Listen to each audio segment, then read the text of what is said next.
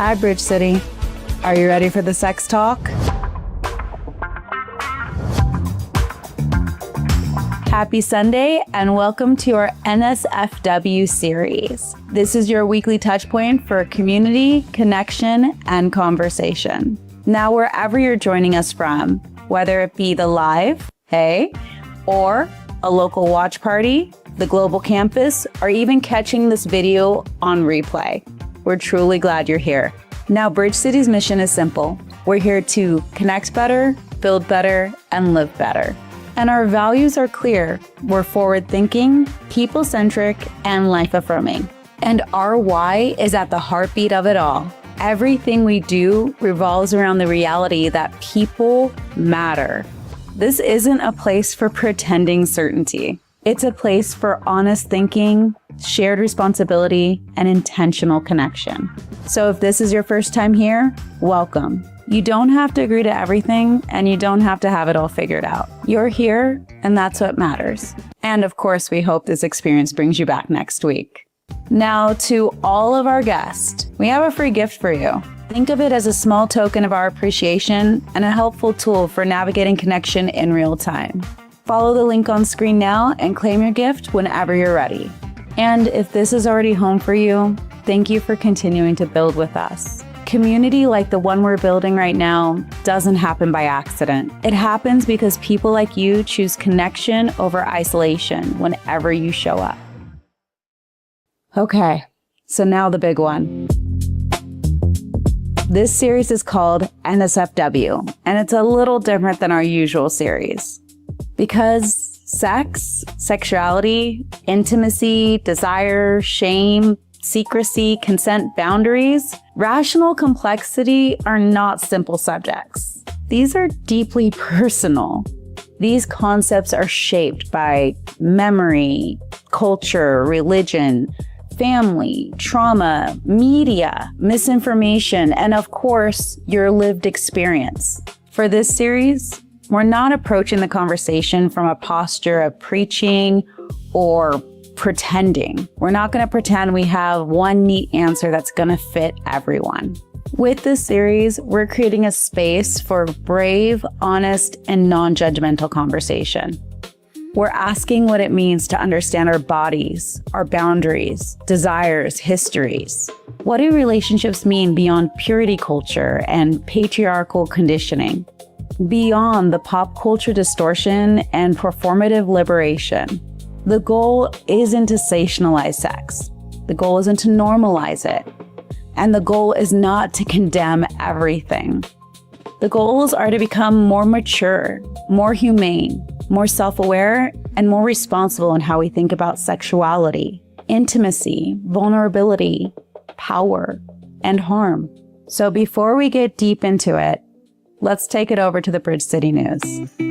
There's a lot of growing, shifting, and unfolding, so I want you guys to all be in the loop. And in light of our NSFW series, I want to take a moment to shout out some of the amazing women in our community. Women who show up, contribute, support, encourage, women who make Bridge City feel like home. We see you, we appreciate you, and Bridge City is better because you're a part of it. Now, as you've heard, our global campus is under construction, and that's a good thing. Growth requires room, and we got some room to fill. We've officially launched our lobby, your one-stop shop for navigating the Bridge City experience. From there, you can find the Welcome Center, the Event Center, the Business Center, and more as we continue expanding our campus to support our growing community. So if you haven't yet, drop by, have a look around, see if anything interests you.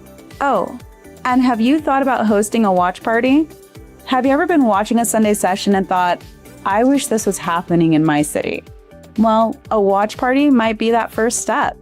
Watch parties are small, in-person gatherings where friends, family, local community get together and watch Sunday sessions, have meaningful conversation, and build relationships around the mission and message of Bridge City.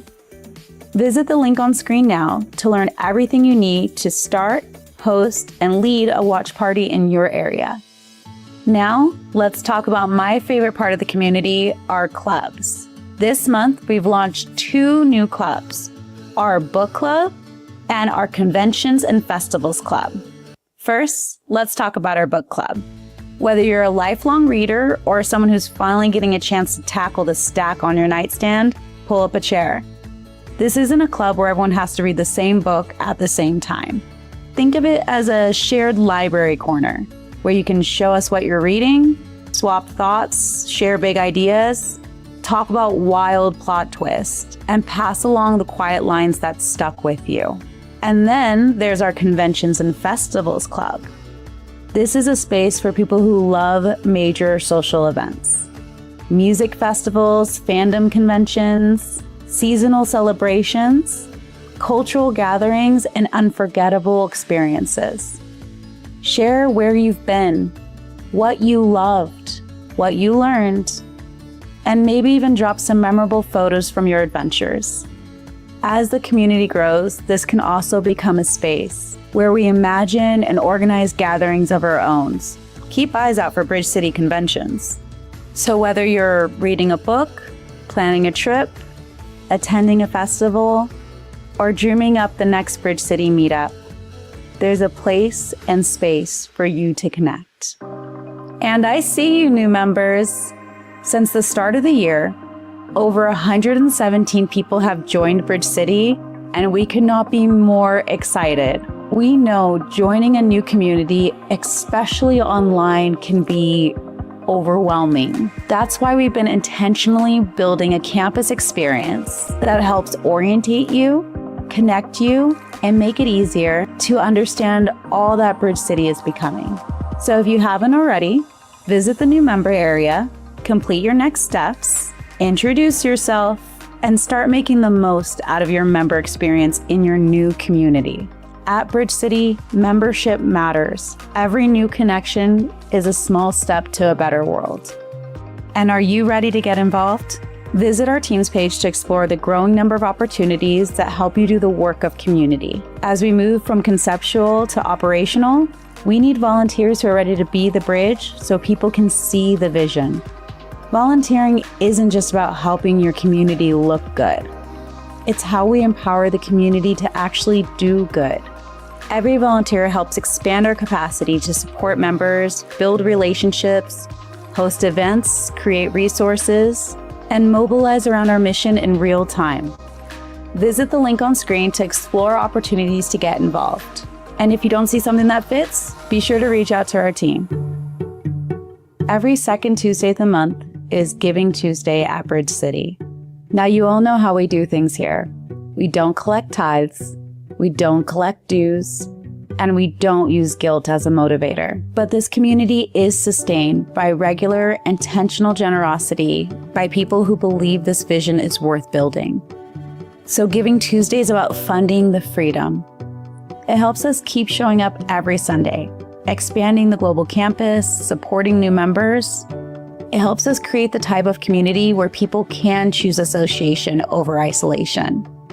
Now, we can't offer you a mansion in the afterlife in exchange for your gift. But what we can offer is continued community, expanding resources, and the collective power to change the world in real time. So if this mission matters to you, visit the link on screen and help us keep building. Your generosity is making this possible. Thank you for building with us. So that's about everything for this week. If you haven't yet, this is a perfect opportunity to share the stream before the conversation really starts. Let's do the YouTube things. Be sure to hit that like button and subscribe to the channel. Oh, and once the stream is done, be sure to drop a comment below. As always, thank you for being the bridge. Now, Durante, take it away with today's conversation. Welcome in, everyone. Thank you so much for being here. How are you doing this afternoon? Listen, as you're coming in, make sure to like, share, subscribe, and all of those good things. But most importantly, make sure you introduce yourself in the chat. Let us know where you're watching from. You could be watching with your neighbor. Listen, we've been doing this little thing for the past actually since the start of this year. We've been doing this thing for everyone who is a first-time guest. So check this out. If this is your first time here, guess what? We have a gift for you. And I just updated the gift, so it's a surprise. You've never seen this one before. This is, if you're a guest here, if you're a first-time guest here, we love to get this gift in your hand. It's a wonderful new tool to learn something a little bit more about Bridge City and the work that we've been doing so far this year. So you can go to the link on the screen to get there. All right, y'all got that? And I see we got Decatur. Come on now. Decatur where it's greater. You know, I'm not mad. Okay, I'm gonna talk a little bit about Decatur today. Not a lot, but I'm gonna mention it. So that's just really cool. So it's so glad to see you all coming in. Again, introduce yourselves. Let us know where you're watching from. And then those of you who are in the community, man, show these people some love, man. We're so glad to have them with us here today for NSFW Part 3. Also, just very quickly, y'all, I know I haven't mentioned this before. Well, I probably have. I turned 40 this week, you know, so I'm officially old enough to be an adult now. I'm a grown man this week. I turned 40 this week. It's only downhill from here, they say. No, let me stop. I'm 40. I'm fine. I'm fantastic, and I'm fitting to go. So I hope y'all are ready for today's conversation. Also, real quickly before we jump in, starting this Tuesday, and this is something I'm incredibly excited about. Starting this Tuesday, the Music Club will be hosting songwriting sessions. So songwriting sessions are going to meet the third Tuesday of the month to turn inspiration into song. You'll be writing lyrics, shaping melodies, and sharpening our creative craft. This is your space to collaborate, to give and receive feedback, and grow as a musician. Sessions will be primarily focused on collaborating for Bridge City projects, such as the music that you hear playing oftentimes during our sessions. But there will also be time for workshopping personal projects as well. So listen, y'all, I am, as a musician, as a songwriter, as a person who used to be a worship leader, like, this is exciting to me because that is one of the things that I miss about religious community, is that as a creative, I always had somewhere to be involved with creative projects, whether it was plays, whether it was the dance team, I was stepping, doing all of that. You know, I had opportunity to be involved, and Bridge City is now being able to create those opportunities without pressuring anybody to conform, without making anybody have to give up their intellectual integrity. So, I'm excited. So y'all make sure y'all be looking out for the songwriting sessions every third Tuesday of the month. Check those out.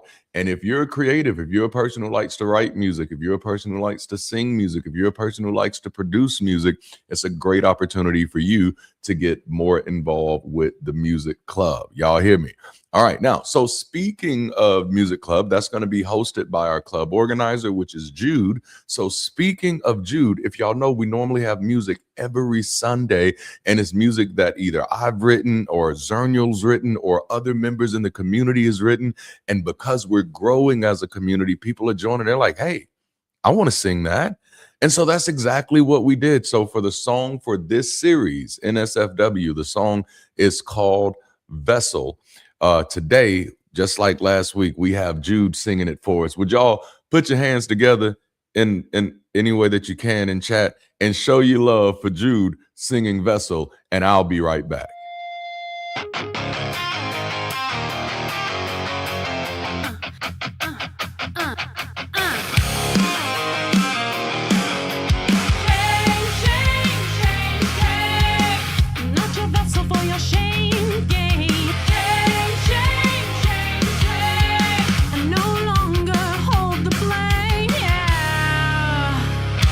What's my name, fool? I don't need you to justify my love, to justify my skin, to justify or mystify this human that I'm in. I don't need you to sanctify my purity or defend my security. I am invested in my surety.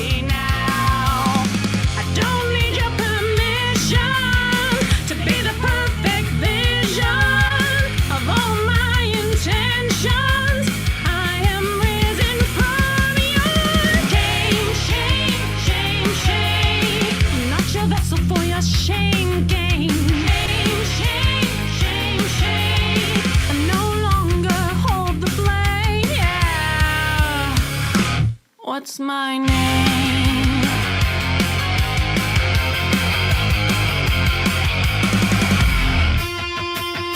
I came already.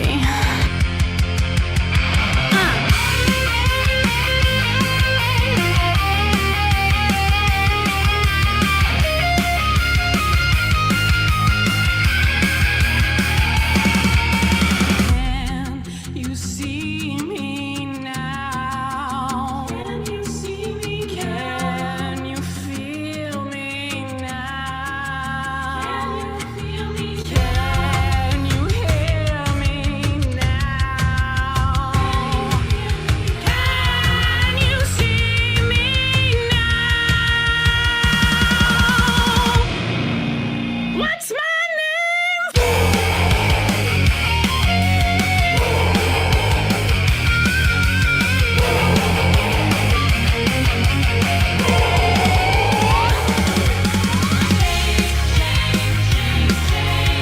I'm not your vessel for your shame games. I no longer hold the blame, yeah. What's my name? I'm not your vessel for your same game. I no longer hold the blame. What's my name? I'm not a victim of yours.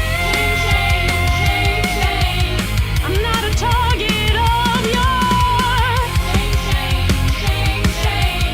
I'm not a vessel for your shame. What's my name?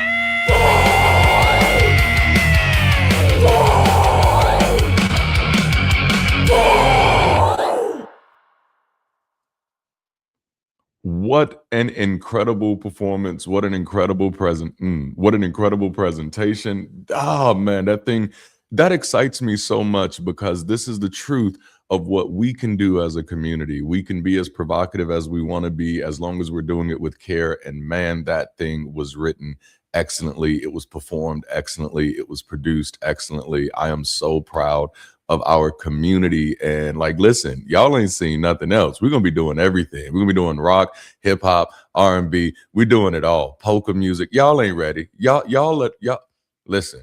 Y'all ain't ready.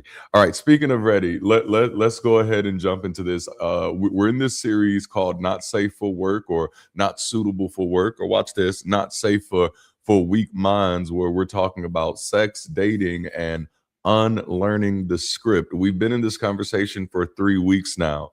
And it's just been absolutely amazing. So I do want to kind of give you this overview, which I've been doing every week, just to make sure we're all situated, acclimated, acculturated, and oriented, and whatever other word you want to add there to the subject at hand and to how we're approaching this.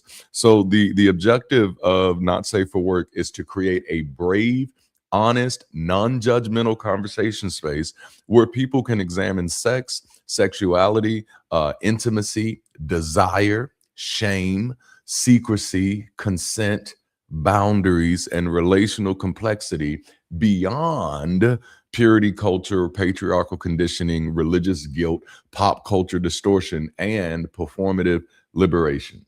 Okay? Rather than preaching a fixed sexual ethic, this series invites participants to think critically, speak carefully, listen compassionately, and explore how sexual norms shape identity, relationships, power, vulnerability, and harm. Now, as Ashley said in the opening, the goal is not to sensationalize sex, nor is the goal to normalize everything, nor is the goal to condemn everything. The goal here is to help people develop more mature, humane, self-aware, and responsible ways of understanding their bodies, their boundaries, their desires, their histories, and most importantly, their relationships. And that's really the segue of why Brit City is even having this conversation. A major part of our mission as a community, and you can probably beat me to it in the chat, is to help people do what? Connect better, build better so that we can ultimately live better. And that means helping people develop more mature, humane, self-aware, and responsible ways of understanding those relationships, even the sexy ones, even the freaky links. Okay, now, even the friends with benefits. Y'all better talk to me. I can go on and on and on. No, I want to understand all my relationships, even the relationships that I don't even. No, okay, let's go. All right, so NSFW is a 4-week moderated conversation series designed to explore deeply personal, socially complicated, and often shame-loaded realities of human sexuality. This series intentionally shifts away from a traditional teaching format. That's not my goal. My goal is not, or my role is not to be preacher. My role is not to be lecturer. My role is not to be moral authority in any way in this conversation. In this conversation, I am simply moderator, witness, and social commentator. The emphasis is on opening up this space for all of us to participate in guided reflection, naming harm, reducing shame, and inviting people into more honest conversation. So at its heart, NSFW asks, what would it look like to talk about sex in a way that is honest without being reckless, okay? That is vulnerable without being invasive, liberated without being predatory, and moral without being moralistic. So let's jump into week 3.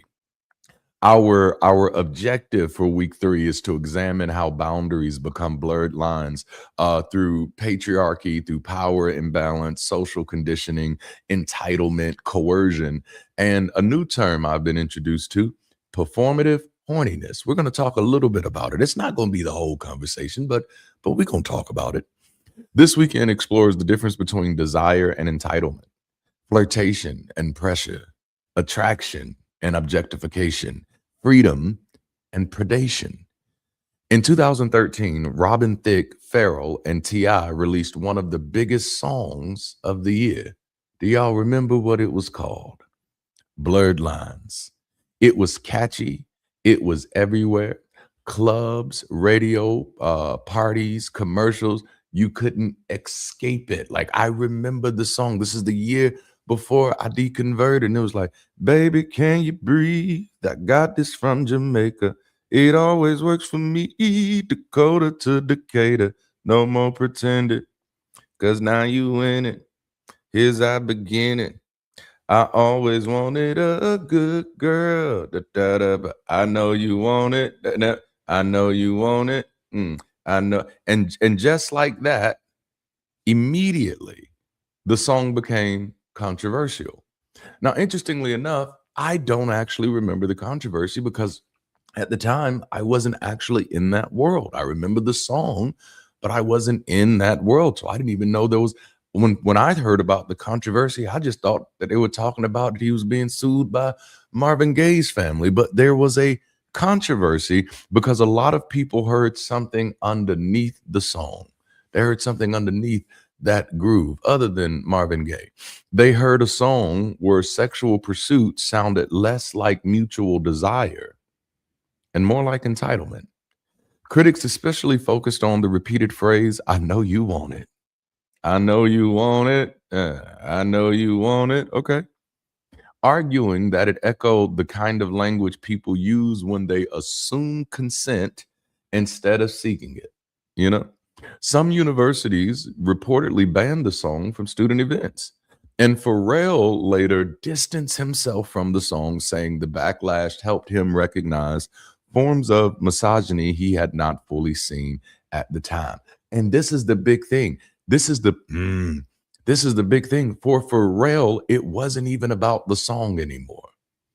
It wasn't even about the song. The backlash from the song opened his eyes to a problem with culture itself, a culture where desire gets confused with permission, where confidence gets confused with pressure, where flirting gets confused with access, where I'm just joking becomes a shield for predatory behavior, where sex positivity gets misused to make people feel guilty for having boundaries, where the person crossing the line gets to say, relax, while the person who feels unsafe is told that they're overacting. So this is the question that we're sitting with this weekend. When does sexual expression become sexual entitlement? Because not every awkward moment is predatory. No. And not every misread signal is malicious. Not every joke is abuse, but predators often hide inside ambiguity. Entitlement entitled people often benefit from confusion, and unsafe cultures are often built not by one obvious red flag, but by 1,000 moments where people are pressured to ignore their discomfort in order to seem cool, mature, liberated, or even open-minded.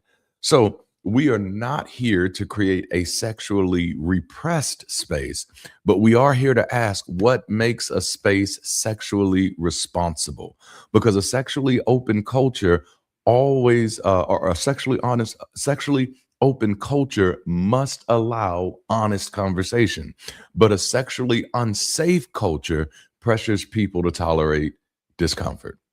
And if your version of sexual liberation makes people afraid to say no, embarrassed to say stop, or ashamed to name discomfort, that's not liberation. That's just patriarchy with better branding. And that's why today we're talking about blurred lines. That's today's conversation. All right. So, as we've been doing throughout this entire series, the goal is to be more interactive than instructional. So guess what? From this point on, I need you in the game. Are you ready to be in the game? You know how they say you got to have some skin in the game? I need to see your skin in the game. Since you're willing to show up, I need you to be willing to share. If you're going to show something, you got to share. Okay, I'm going to stop. But the big point is I'm going to need your participation here. This is where my notes kind of end, and this is where the conversation actually begins. All right. So this week will be, it's going to be direct but careful. So this might become one of the strongest sessions because it addresses a major issue in secular, religious, and online spaces. People often use openness, sex positivity, free speech, edginess, or even the excuse of I'm just joking to excuse behavior that makes people feel, make other people feel unsafe. Now, I was actually introduced to a new phrase by one of the members in our community. That's something that they were beginning to experience in a lot of niche online spaces. And I love the phrase, and it was performative horniness. Have y'all ever heard of performative horniness before? Thank you, sir. Yes. Yeah. Performative horniness is the repeated public display of sexual boldness, desire, or innuendo in ways that centers the performer's ego, image, or entitlement rather than mutual interest, consent, care, and context. So now this phrase is useful because it names something very real. People who constantly sexualize the room, not because intimacy is happening, but because they are performing sexual availability, dominance, edginess, masculinity, liberation, or desirability. All right. And so that's why I think conversations like this are so important, because this weekend we want to unpack the difference between a sexually open culture and a sexually unsafe culture. Okay. A sexually open culture allows honest conversation. A sexually unsafe culture pressures people to tolerate sexual discomfort to prove they're cool, liberated, mature, or that they are not prudish. So I want to ask this question. This is the first chat question of the day. And again, I'm going to need your participation. Okay. What I need from you is participation. All right. Y'all ready? See that? I did a little ditty to it. I did a little ditty. Do a little dance. Make a little love. All right. So what I need from you is participation. The first chat question of today is, why do many spaces confuse sexual openness with sexual access? And I want to see, what are your thoughts? Let's talk about this in the chat. I'm going to be looking at the chat for you and what you're saying. Inverse of the usual form. I like that. Yep. Fetishism of sexual availability. Ooh, yes. Why do many spaces confuse sexual openness with sexual access? This is something I've watched from a like sitting on the sidelines, just kind of watching in different spaces. And I've had to say, oh, this is going to be problematic. This is going to be problematic in many ways if we don't get a ethic around this, if we don't get a culture around this. I like this because society as a whole has not properly defined either term. That is so true. We were taught not to talk about it or do it. Yeah. So the assumption is that you were talking about, come on now, you're doing it. Oh yeah. Oh, that's so good. I like it took me a minute for that to register, but then it kicked like, no, we're taught not to talk about it or do it. So the assumption is that if you're talking about it, you must be doing it. If you're talking about it, you must be into it. If you even desire it, then that must be permission for me. Like, no, you doing it. And y'all know I've kind of thrown this in here throughout this entire conversation, starting with week one, based off of something that someone, told me their grandmother told them when they was a little girl, and that's anything you're willing to show, you're willing to share. See, that's confusing openness with access. Come on now. I love this. I wouldn't know. I'm a rather randy person. I don't play around. I am not mad at that. Shame and sacred and all or nothing assumption. Yeah. I was told that what you wear is an advertisement for what kind of attention you want. Yes. Oh, this is so good. Okay, see that was, yeah. If you're willing to show it, you must be willing to share it. All right? Okay. Okay. And that's like almost like, no, if the store is open, that surely I can just go in there and take anything that I want out of there without paying for it. It's like, no. So there are a lot of spaces. And what I love that we just kind of brought through the chat, and this is why I like these conversations, is that this is stuff that we bring to the room with us. See, the room doesn't have to create it. I'm talking good now. The room doesn't have to create it. These are the things that we bring into the room because shame has kept so many of these conversations in the shadows of secrecy that again, just going back, and I probably need to go back a little bit. But it now becomes, since we're talking about it, everybody must want it. And it's like, no, I'm trying to be open, not invaded. Oh, this is good. Can I please be open without being invaded, without permission? Like an invasion requires an invitation, Okay. Okay. Let me get in here. It's perceived as an invitation for anybody. See y'all too much. I'm fat too, and I love Atlanta, and ATL loves me a little too much sometimes. Get it, honey badger. Remember, they used to say the only things open after midnight are legs. So even the people that were teaching you assume something to shame you away from assumed behavior. Dang. Performative consumption and signaling is not limited to sex. You are so right. It just becomes explicitly dangerous. That's a really good point. I've literally caused 3 car accidents by just bending over to tie my shoes. You got people out here rubbernecking. Oh my goodness. To get out my bus fast. And as a third shifter, yes, I learned that there are a lot of things open after midnight. Like my job. Being open without being invaded. Weapon of mass destruction. Y'all are too much. I did. Y'all see that? But like, and again, shameless plug here. This is why we have to build local communities where we can be having these conversations in real time. Because like, I need people, we all need to be on a panel together having this conversation. So the audience, so I can put the mic to you and be like, no, tell us more about that. Like, this is good. But this is stuff that we often bring into the room with us, and it's not always, watch this, it's not always the sexual openness leads to sexual access for a person who may be predatory, or for a person who may be bad at misreading signals, or a person who may have been, cultivated in this type of culture. But it also becomes a problem for onlookers. because then you say stuff like, well, they were dressed like that, so I figured they likely wanted that type of attention. And that's confusing sexual openness with sexual access.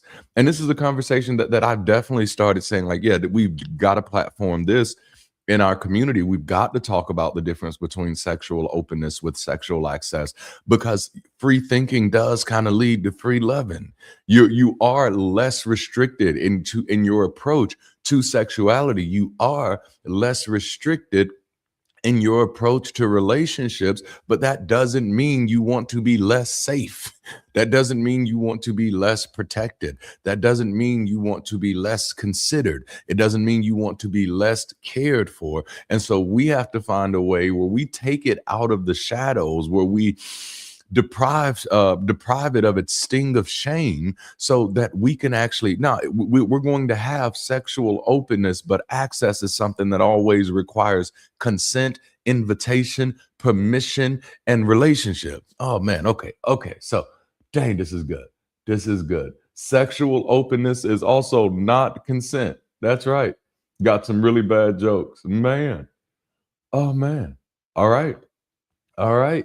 We never talk about when men feel uncomfortable or ashamed or afraid of in sexual situations. Heck yeah, because it happens. It happens. All right. So that's the cultural problem. Let's move on to question number 2. Are y'all ready? I told you this is us all day today. We all in this today. Are y'all ready? So the first one was the cultural problem. The second one is the power problem. And here it is. How does patriarchy and hierarchy shape whose desires get centered and whose discomfort gets minimized? And women can be mean. You are not wrong. Man, how do patriarchy and hierarchy shape whose desire gets centered and whose discomfort gets minimized?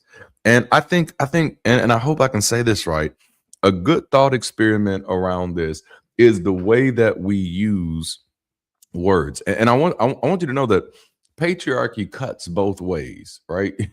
It cuts like all of the ways. But I want you to think about the way that we sexualize others. And when I first was doing this thought experiment, I was thinking about the way men sexualize women. But then I had to, because I sit in nuance, don't be mad at me. I also realized, I come from a culture where men were also sexualized by women and by the culture. And so the bigger language to me became, we have a problem where culture sexualizes people. And so and this is just a small example, but you think of something like, you see a beautiful, person of the sex that you like, and they are dressed in a way that we'd call revealing or not conservative or open. That shirt is really short. Why is she showing her belly button? You look at those things, and so there's one group of people who immediately look at those things through the lens of patriarchy as, oh, you're degrading yourself, you're doing this. But then there's another lens of patriarchy that's like, oh, that's sexy. You're sexy. And then so I look at it, that's a small thing, very small thing. And I'm not saying you shouldn't use the word sexy. Some people want to be sexy. Okay.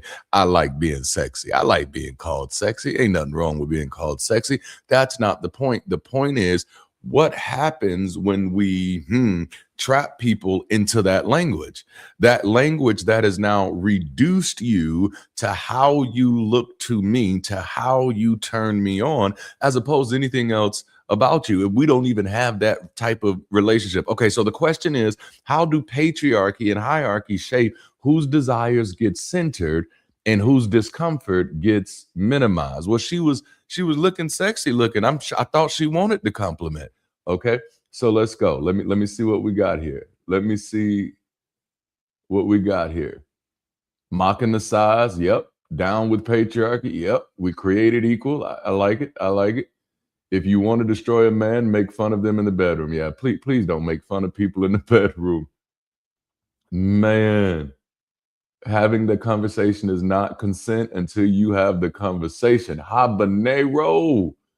Keeping in mind that patriarchy is a form of hierarchy, square, square rectangle situation. Yeah, hierarchy creates categories of who should be considered people and those who just react. That's kind of good, man.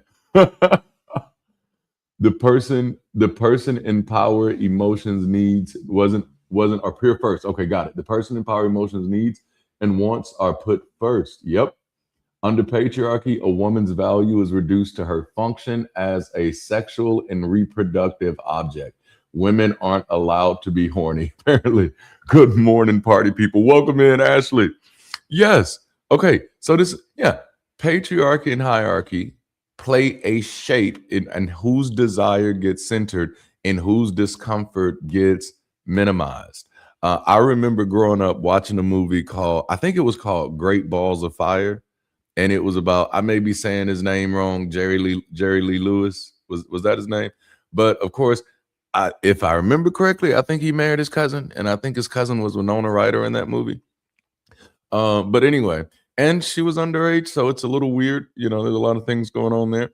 But he married his cousin. But there's a scene in the movie where he's upset at her because she's experienced in the bedroom, or she seems to be experienced. I don't know how he came to the conclusion, because this was in the 80s or the 90s, so they didn't show that much back then. But something happened in that bedroom where he came out of it. It's like, wait a minute.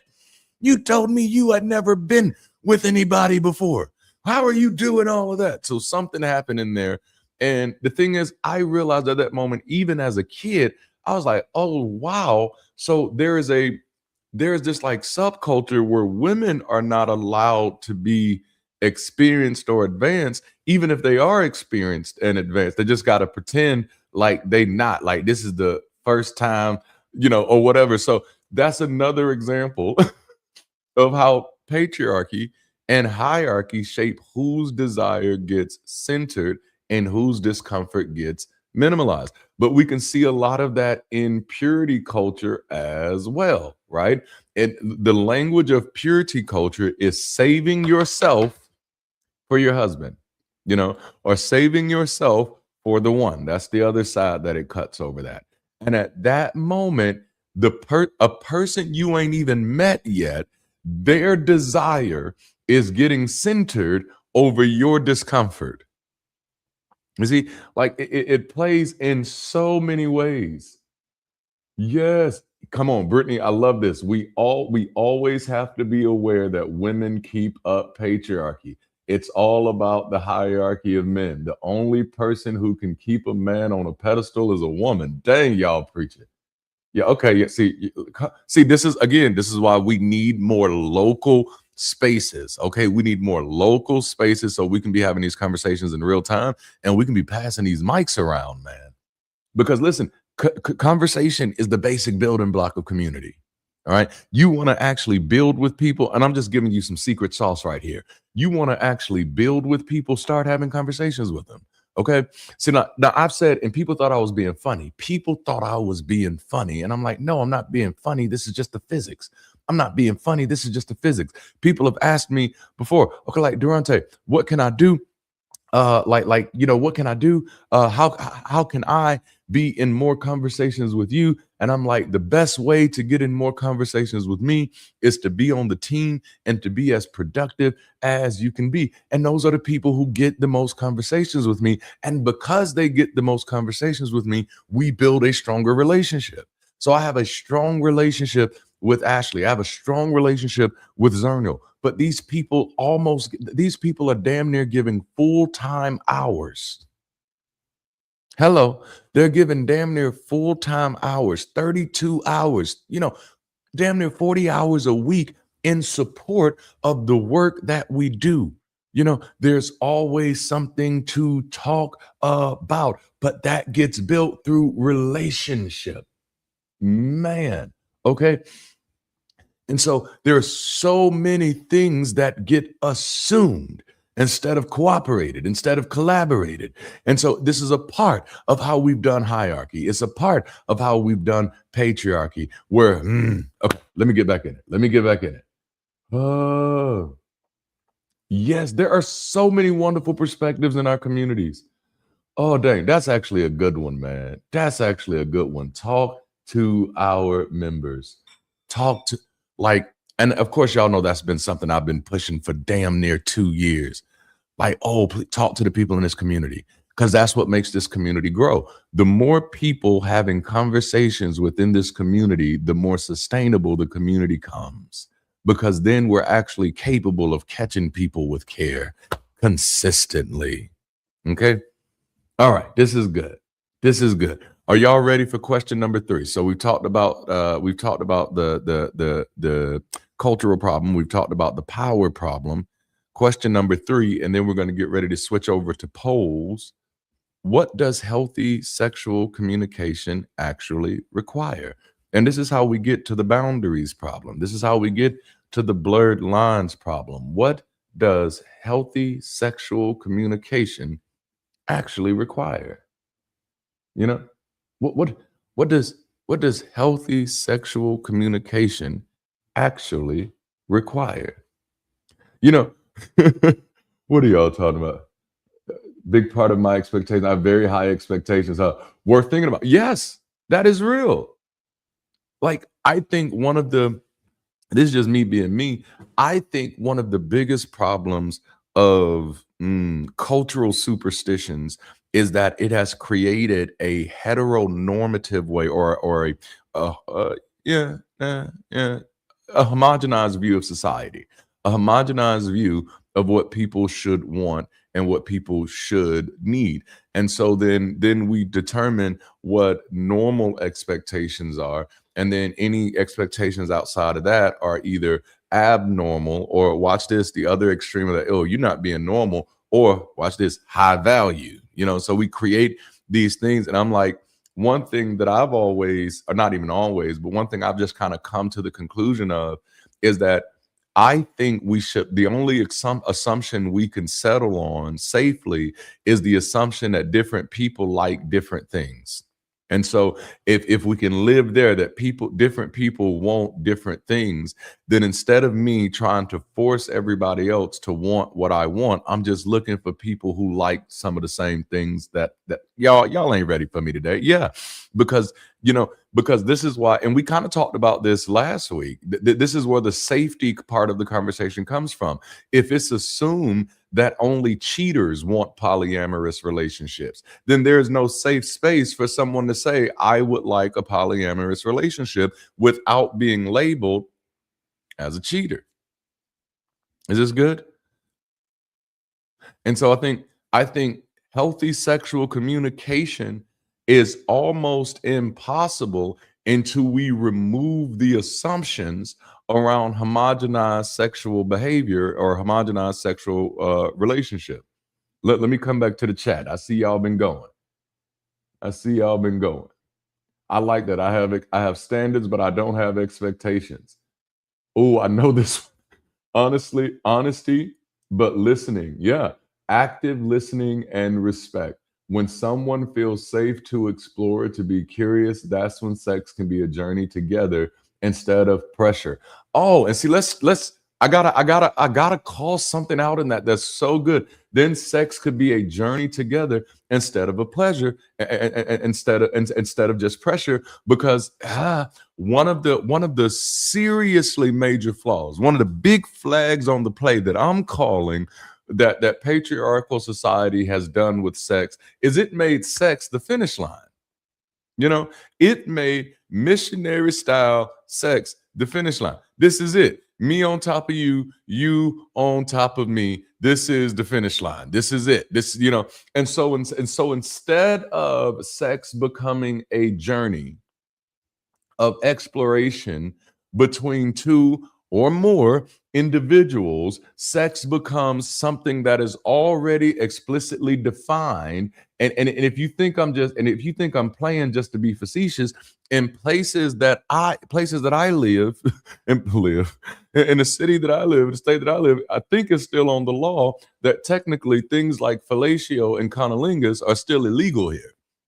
Now, thankfully, nobody's checking for that. But I mean, the way things are turning, I think we need to get that off the books as soon as possible, But yeah, so a major part of, and see, and that's what I mean, and that's what I mean when I say I don't know if we can get to healthy sexual communication until we remove the assumptions that everybody has to want the same things to be normal. I have to have some bit of room to get to know you. I have to have some bit of curiosity to want to know. Y'all, I'm talking better than you responded. Otherwise, I'm expecting everybody who comes into my life to fit into the box that I was born into. And therefore, sex becomes a finish line and not a journey. Thank you for sharing that, Ashley, because that was like that was a good jump off point. Okay, so I gotta get back in here. I think I scrolled the wrong way. Normative, yeah, to create the assumption of a position is the normal one. Yes. I like any effective communication, one must be honest about their own motives. Without that honesty, power disparity is baked into the interaction. Oh, without that honesty, it's there. Yeah, that's so damn good. Yep, this is why we need the mics, man. We need to be in a local place with the mics. People need to be able to have honest conversations with who they're attracted to. Absolutely. Honesty and willingness to let things get a little awkward occasionally. Can you let things get a little awkward occasionally?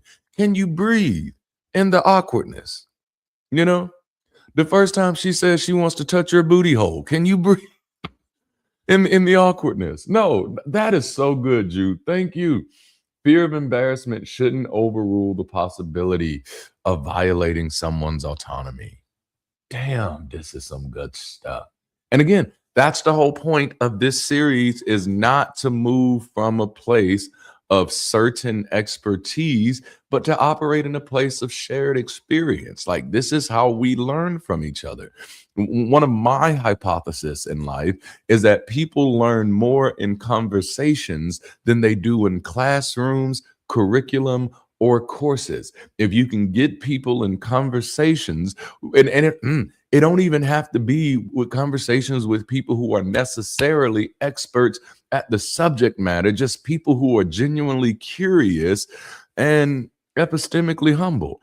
Just having those type of conversations can open us up to more experiences, more understanding, giving us more insight, especially of how other people operate, because that's something you got to find out in real life. I'm a furry and polyamorous. I love that. I actually got to look up what furry means. I've heard it a lot, but I don't actually know what it is. But I am going to look it up. I'm going to look it up. People come together and talk about what they want and respect what the others want, needs, and say. Yes. Man, I dated a guy with DID. It was perfect. Man, no way. Durka. I like illegal. Well, who we telling on? Right, yo, who's telling on who? You know what I'm saying? It's like, yeah, who I would say they who have not sucked the first, cast the first stone. But anyway, because then we got to get creative. Absolutely. You got to have some creativity. People are going to jail for doing something that's there aren't plenty of states, and there are plenty of states that have silly invasive laws like that. Yes. I don't want one position, I want them all. I figured that's what you meant. Yes, there are plenty of states that have silly laws like that. Nobody's touching my booty hole. Well, maybe just to look. Get comfortable with being slightly uncomfortable. That's right. That is absolutely crazy. Government should have never been allowed into the bedroom of consenting adults. I absolutely agree. Sexual deviancy laws, effective weapons of those who would use the law to affect their own relationships. It reinforces the present power dynamic. Come on, man. This is careful. You might be biting off more than you could chew. Oh, man. And no means no. That's right. You're pulling back a bloody stump. Oh, my goodness. Dang, y'all are getting in there.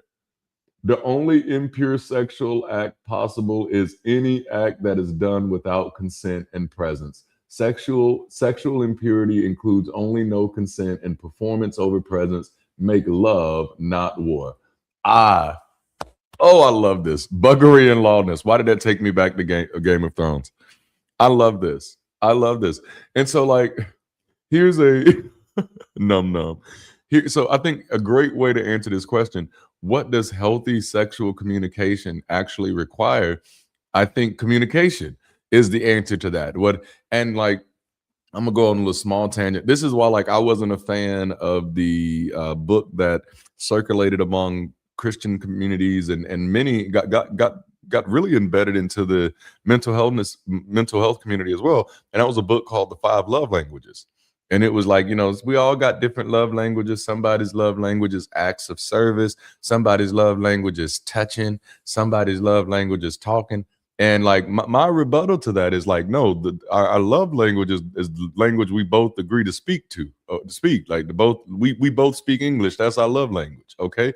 Like, why would you be speaking to me? That's not how language works. I don't speak to you in one language and then you speak to me in another language. That's not how language works. This is buffoonery. Like, no. And like, because like one of the number one reasons that leads to divorce and breakdown in relationships are communication problems. And the five languages created 5 new ways for people not to communicate. It just created a whole bunch of passive aggressive relationships. Okay, I'm sorry. I didn't mean to go down that rabbit. I mean, I did. Oh man, I feel like, okay. The concept of sexual purity is antiquated itself. I do 100% agree. Oh man, I love y'all, man. Yeah, I hate the 5 love languages, man. No, like that makes no sense. It makes no sense.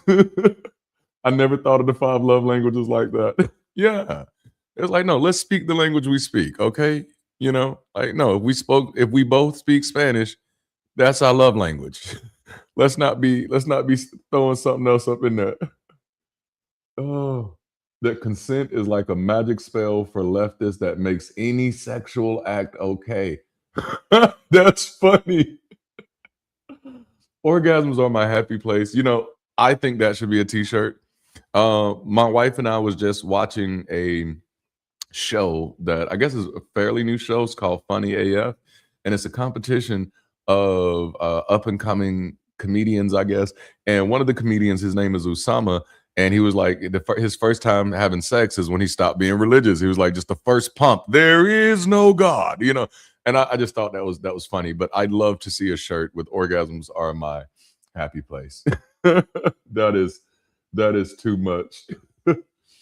Oh, to disregard complexity, to boil love down to 5 generalities is nutty. It is, and that takes us back to the same thing that I've been putting in here, placing here, is that the problem with communication many times is preemptive assumptions, because preemptive assumptions don't allow for real conversations.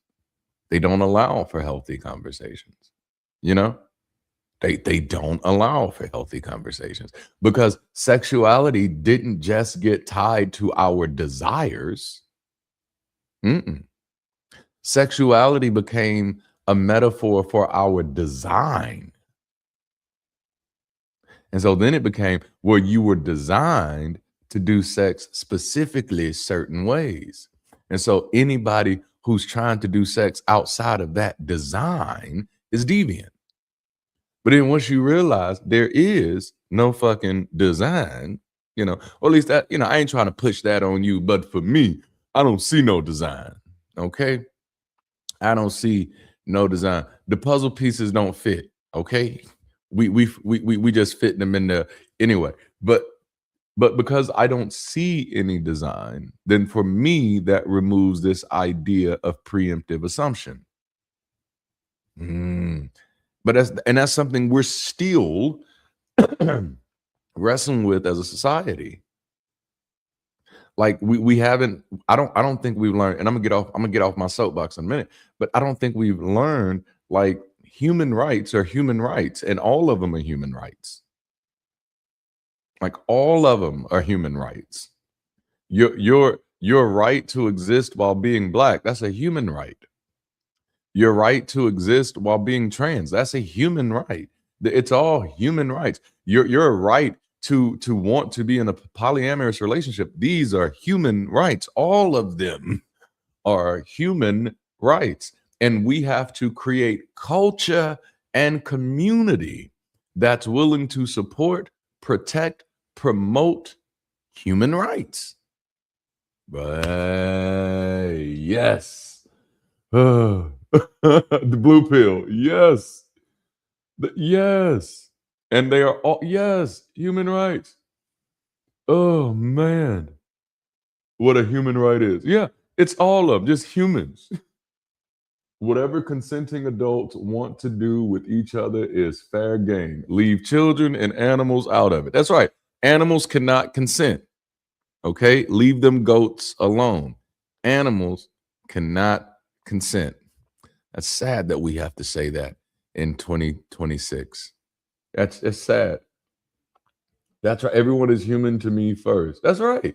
Let's just start there. You're human, and like we did this series, and I may redo this series. We may redo this series and bring it back to the forefront. But we did this series called How to Human, and that was when I really started wrestling with like, oh snap, we do have a lot of assumptions about how other people should human without knowing anything about them. You know? The great humanist Robert G. Ingersoll said, I will claim no right for myself that I would not gladly extend to someone else, you know? Yes. All right. So this is good. So the big point, healthy sexual communication actually requires communication, not intuition, not vibes, not I feel like she want it, not like, well, you know, when they dress like that, that's what they want. Well, you know, he was wearing them gray sweatpants. You know what he was here for. Like none of that. It like we can speak. Let's do it. We can talk. Let's talk. We can communicate. Let's communicate. Like I get it. I get why we like going by social cues and all of those things, but I think we're at that evolutionary space in our societal development where we're realizing that just like many other of our intuitions, that these intuitions are indeed fallible. So instead of depending on the intuition of social cues or I think they kind of digging me, let's just flat out ask the question, can I put my hand on your ass? All right, let's just flat out ask the question, is that something you're okay with? What does healthy sexual communication actually require? It actually requires healthy communication. I like that. I like that, man. Ooh. Oh, man. The nervous system is just input. Full stop. I have an entire thesis on identity formation and control coming from it. Yes. All right, so for this next segment, we're jumping into our polls, okay? We're going to walk through a few hypothetical scenarios as a community, as a group, and we're going to ask, is this a green flag? Is this a yellow flag? Is this a red flag? Or is this too complicated to decide? You know, green doesn't mean perfect. Yellow doesn't mean evil. Red doesn't mean we know someone's entire character, story, history, or anything like that. And that is something that I do like to caution people on. In today's culture, you don't know anybody until you know somebody. All right. Okay. So what we're practicing is discernment. We're asking, is there mutuality? Is there pressure? Is there power involved? Is someone's discomfort being respected or minimized? And most importantly, what happens after a boundary is communicated? So we're going to start with the first one, and that is, oh, I think I got to do this. Where is it at? I don't see it. Oh, I'm not showing it. That's why I don't see it. And let me move it. I'm moving it up there. Now, for those of you who've not done the polls before, if this is your first time doing a poll with us, these are really easy. Each of the answers has a number beside it. You see that number up there? I'm gonna do this. Just I cover both bases. Do you see that number up there? Okay, that number is for you. Whichever number you align with. If you think this is a green flag, if you think this green flag, you press 1 in the chat, and that's how you vote. If you think this is a red flag, you press what? 3 in the chat, and that's how you vote. If you think this a little too complicated to decide, then you put a 4 in the chat, and that's how you vote. So the question is, someone keeps commenting on another person's appearance even when they never respond. Is this a green flag? Is this a yellow flag? Is this a red flag? Or is this complicated? Is their penis? I did not expect that. 2, 3, 2. Okay, so it's like we're oscillating between 2 and 3. Why I don't see the votes coming in? Am I tripping? Did I do something wrong? Let me go back to my widget. I see y'all voting in the chat, but I don't see y'all's votes hitting the thing. And that's a little disappointing. But I can see it in the chat. So I can see it in the chat. Hey, Durante, can you hear me? Sure. Yeah, I see it in the background. I see the 40% and 60% and all that. You're not seeing that? I'm not, but thank you for letting me know. That makes me feel better. Okay, Right. so if I switch to my other computer, I can see it there. Thank you. This is what I like about having live production, y'all. This makes me feel good because, like, my Neurospicy was having a little breakdown right there. Like, the whole universe was trying to be solved at that moment. Beautiful. All right, so we got this coming in, and right now we're at 45 and 55%. 45% of people say this is a yellow flag. And I'd be curious for my yellow flags, and this is not to say you're wrong. This is for you to help give us some content, and some nuance for those who may have said, nah, this is a solid 3, bruh. This is a red flag.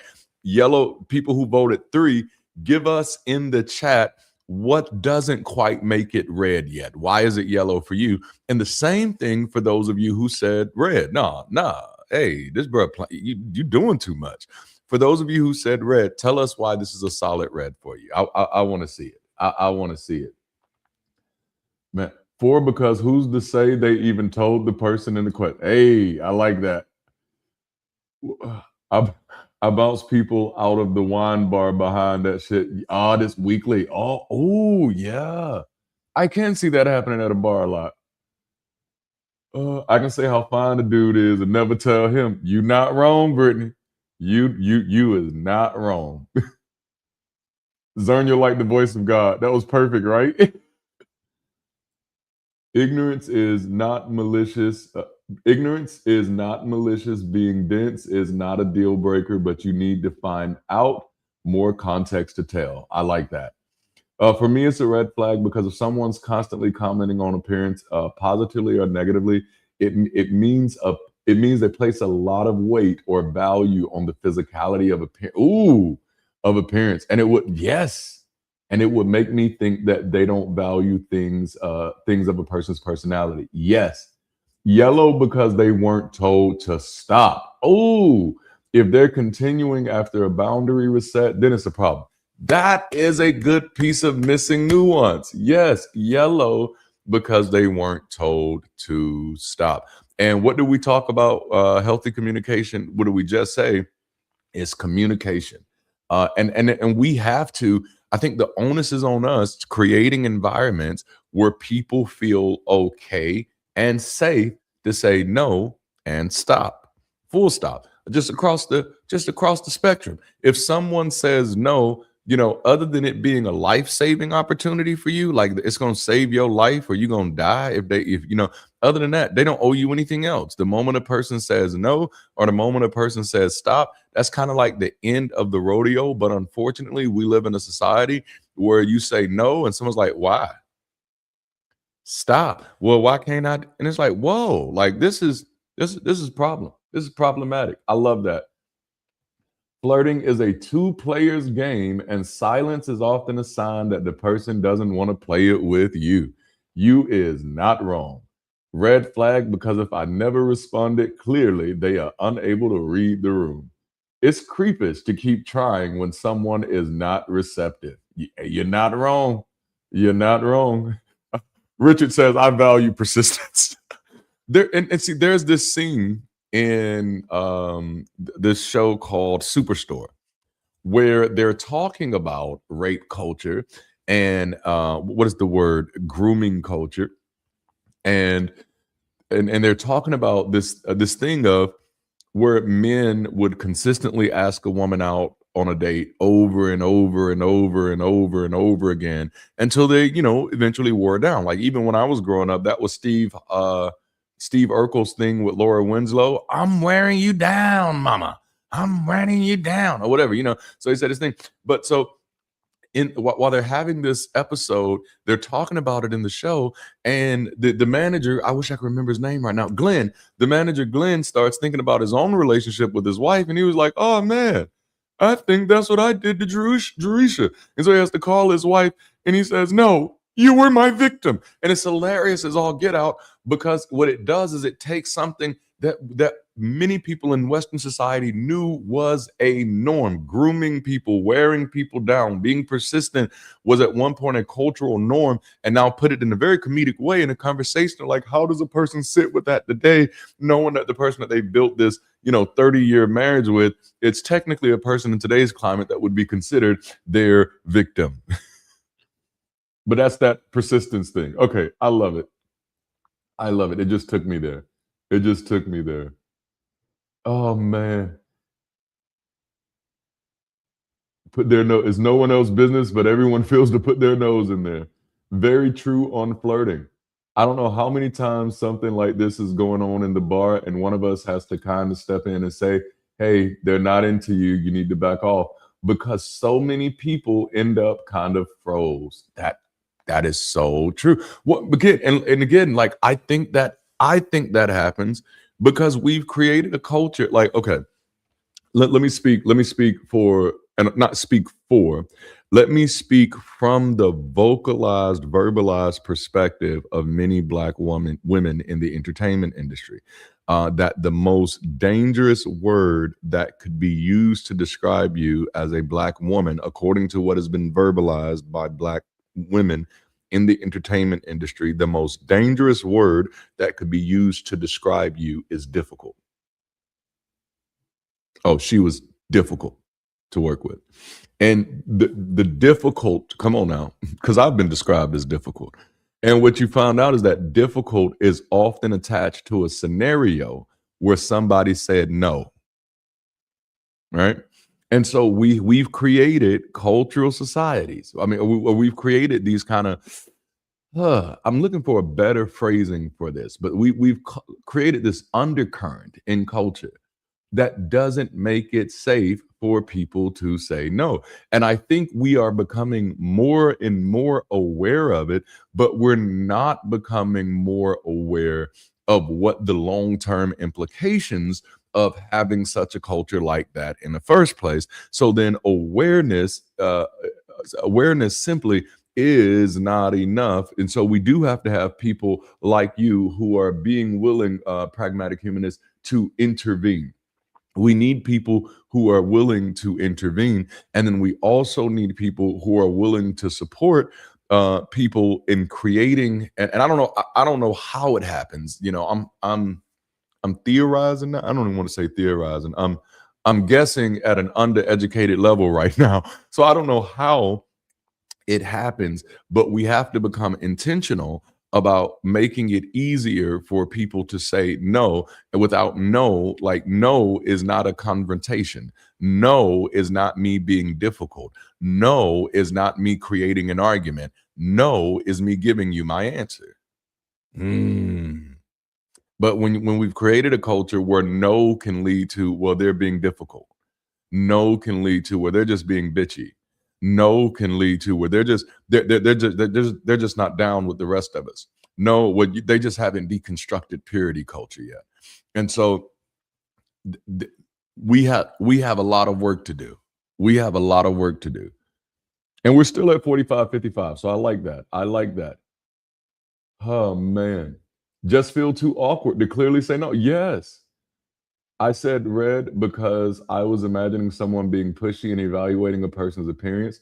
Some people are too shy to say stop, so non-response should be seen as a no in this context. I'm with it. I am with it. Just feels so awkward to clearly say no. Yeah. Persistence can be welcomed for sure, and there are things to throw up when it's being received well. Wearing a woman down is such a gross idea. It really is. To actually think about for any amount of time. Go back and watch so many rom-coms. Isn't the weird persistence such a key plot point in many of them? It very much is. It very much is. Superstore is an amazing show. Yes, like we need to have a Superstore, like just like watch show, like I don't know, and maybe a Good Place watch show. Most rom-coms overglorify codependent, unhealthy relationships as sacred and holy. Do not take more advice for a relationship. That is so true. Well, I realized like, and this is something that I used to talk about like maybe 6 or 7 years ago, that and not to sound all like dark, but I'm like, I think we have a romantic fragility problem in the West. I don't know what's going on with other places, but I think in the West, because we've inundated ourselves with so much programming about life. Like, so it's not like just anime, like it's life. It's not all action packed. It's not all Marvel movies. It's life. We have rom-coms, and these things do shape. And again, these are things that we could not have possibly, we weren't in position to properly predict, but exposing younger generations to 120 plus channels, and that number, and the number of content on those 120 plus channels are now conflated even further with additional apps and with additional content. And all of that is becoming primary programming for how we perceive ourselves and others in the world. And it gives us language for things like, you broke my heart. There's language like that. And so now, if my heart is broken, how am I supposed to respond? Well, I have nothing in nature that really teaches me how to respond to a broken heart, but I have plenty of television shows, I have plenty of movies, and I have plenty of songs that tell me what I should be doing with my broken heart and tell me how I should be feeling about my broken heart. And I think that has led to a lot of what I call romantic fragility over here on this side. So yes, y'all, please do not take your relationship advice from television, especially not Tyler Perry. Stop doing that. Okay. Now, if you want to take, I was going to say some production advice from Tyler Perry, but no, no, like you got to find something else,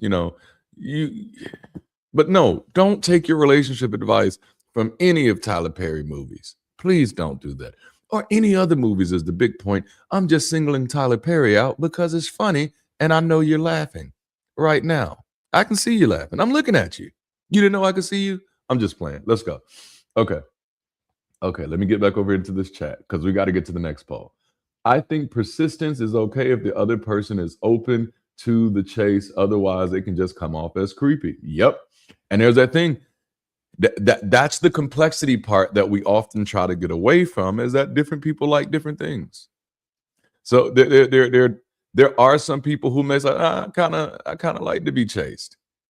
And my thing in that context, if I was still out in the dating world, I'm like, oh, you're gonna have to say that then. No, that's just me. And I'm not saying everybody has to do that. I'm telling you like what I would do if I was in a dating world. Like hey, are you feeling me or not? Because like, in the Me Too environment, I don't want to send the wrong signals here. And so I just like being chased. Okay, all right, game on. But I just needed that, needed the game to be activated in some sense. And that's the biggest point right here, right? My goal is not for any of us to leave this conversation locked in or having our minds changed based off of anything that anybody else shares. But my goal is for us all to have more things to think about as we approach these ideas. Oh, for sure. I said no a lot as a freelancer. Saying no to clients was pretty good for me to do. Yes. As a person who used to freelance, I 100% get that. It's funny because online men claim that being feminine means you are agreeable. Ain't that funny? That is very, very funny. And like I watched a clip a few years ago. It was after I deconverted, but they had put it up about Bishop Jakes, where he was talking about women were becoming too or something like, I think men were becoming too feminine or women becoming too masculine, the other way around. And it is like, when I was listening to what he was describing, I'm like, this isn't describing femininity or masculinity at all. You're describing childishness. And why you are attributing that to femininity is just mind blowing to me. But that was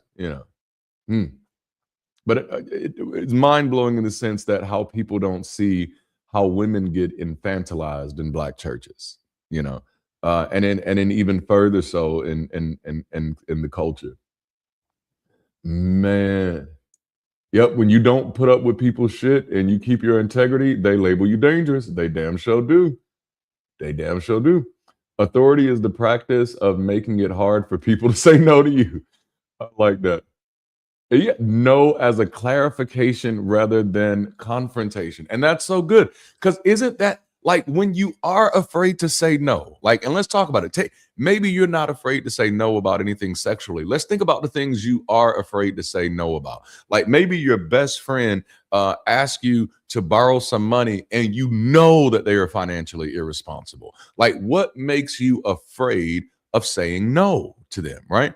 And once we think about that, I think we can see the bigger issue is what makes us often afraid of no is unwarranted confrontation. So now I shift the conversation from unwarranted solicitation to unwarranted confrontation, because no does that sometimes. Like that's the reality. I cannot right now. I can't, I can't give you a world where no will never lead to confrontation. Can't do it. I can't.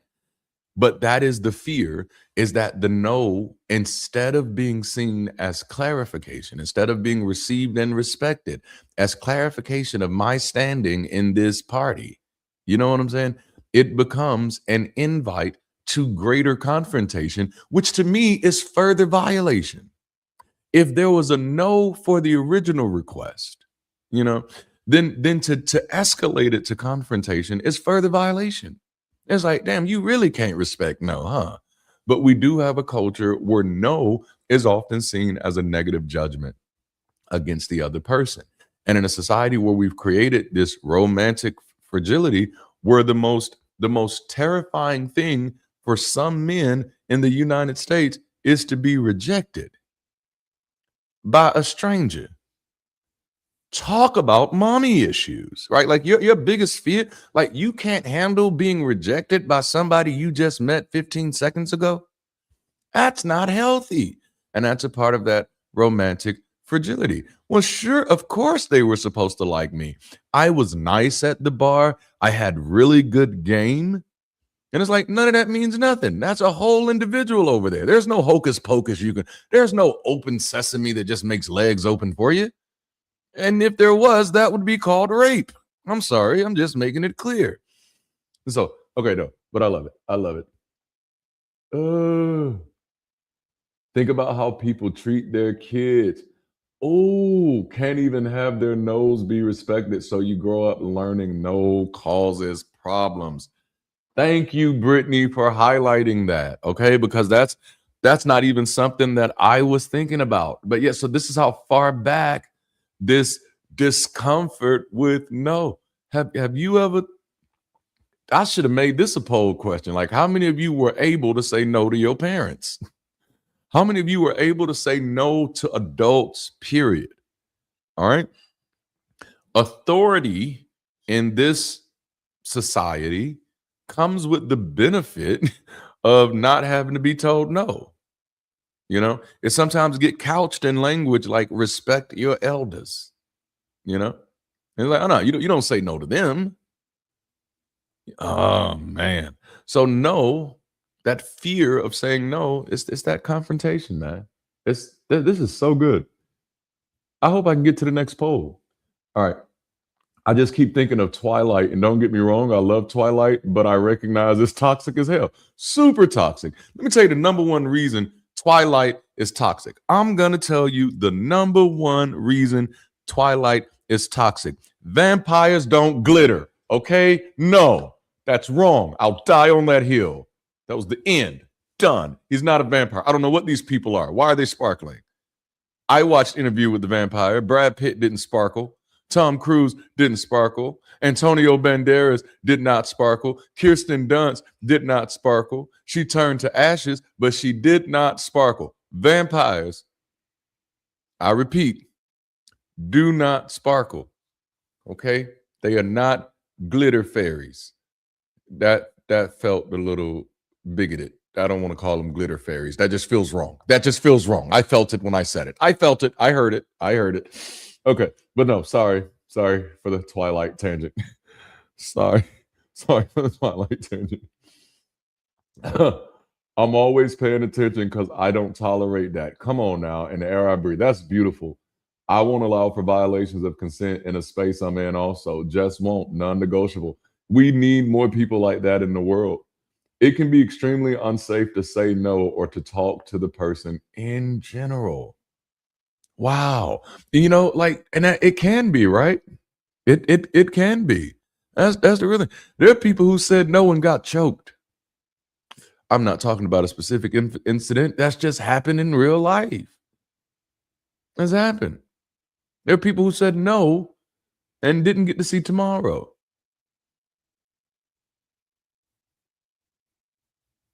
And that's really a power dynamic problem. I'm like, you owe me your yes. Why? I don't even know you. That's one of my favorite lines. Like, I don't, and you Hoppo, who this? You know? Okay. Such a great point. Some are raised to always hush and unable to set healthy boundaries, even with family members.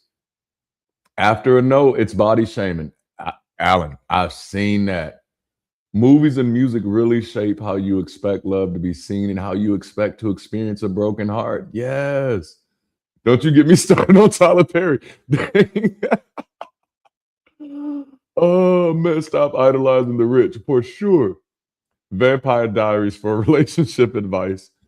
I tried to watch Vampire Diaries. I did. I was just like, I think I'm too old for this one. This one, it feels like Vampire, like it feels like 90210. I don't know. Music and movies also take broken heart as a good excuse to completely lose one's shit. That is 100% accurate. Perform crime and property damage, become totally socially unacceptable, and that's normal. That is so true.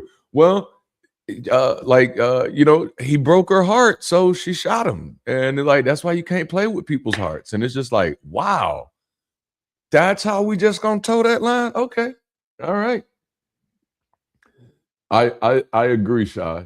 I need a clearly defined I'm into you, or this is just fun, playful banter between friends. 100%. Like, nah, I need the contract. I need the contract. Essentialism as a philosophy is a blight on our society.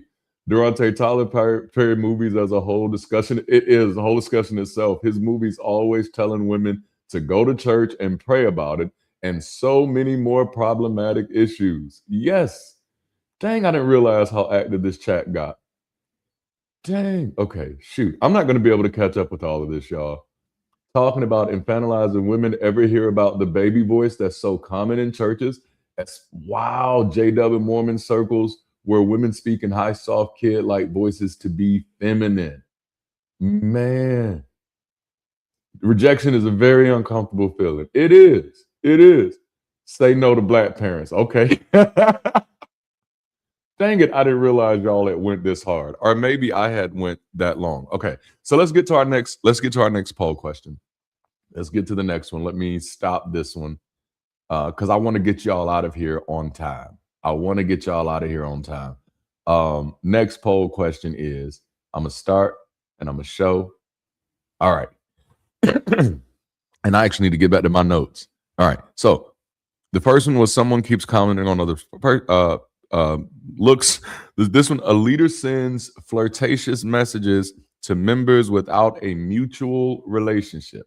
A leader sends flirtatious messages to a member without a mutual relationship. So let's just say you just joined Bridge City, you just joined the local campus, you've introduced yourself in the new members introduction area, you've started taking your courses and stuff like that, and all of a sudden you get you to get a message from somebody saying, "Hey, I really love your profile pic. I mean, you look really handsome." Like, oh, and you start getting a lot of messages like that. It seems like we all seem to be locked in on this one, right? Are we locked in? I think this is the first 100% I've seen. This is the first 100% I've seen us do. This is obviously a red flag, right? This is a no. Like, hey, don't do this. If you sign up to do anything in Bridge City, don't do this. Now, please understand, I'm a nice person. I'm easygoing. I don't exercise any authority over other people. But like, if you do something like this, it's big enough of an issue that it has to be a larger conversation. And your access has to be like completely restricted from DMing anybody after that. And then we got to go through probational stuff. And then we got to figure out if you're a creep or not. And like, that's a lot of work. So please don't do that. Even if it's authentic, it's a bad look. It's a bad look. Yes. Chi-Town beatdown. Come on. It's creepy, it's inappropriate, and illegal. Yes, do not do this because power changes the meaning of the interaction, right? Power changes the meaning of the interaction. You always and this is just a leadership lesson, man. This is a leadership lesson. Being a good leader is not how you lead others. And I often tell people that leadership is not about what you can do with other people. Leadership is what you can do with yourself. Hey, boy, this is so good. This is so good. Leadership is what you can do with yourself. You know, that's how other people end up trusting you because they see how you're able to lead with your life. And so one thing that I'd caution anybody about who joins any organization, position doesn't automatically mean safe.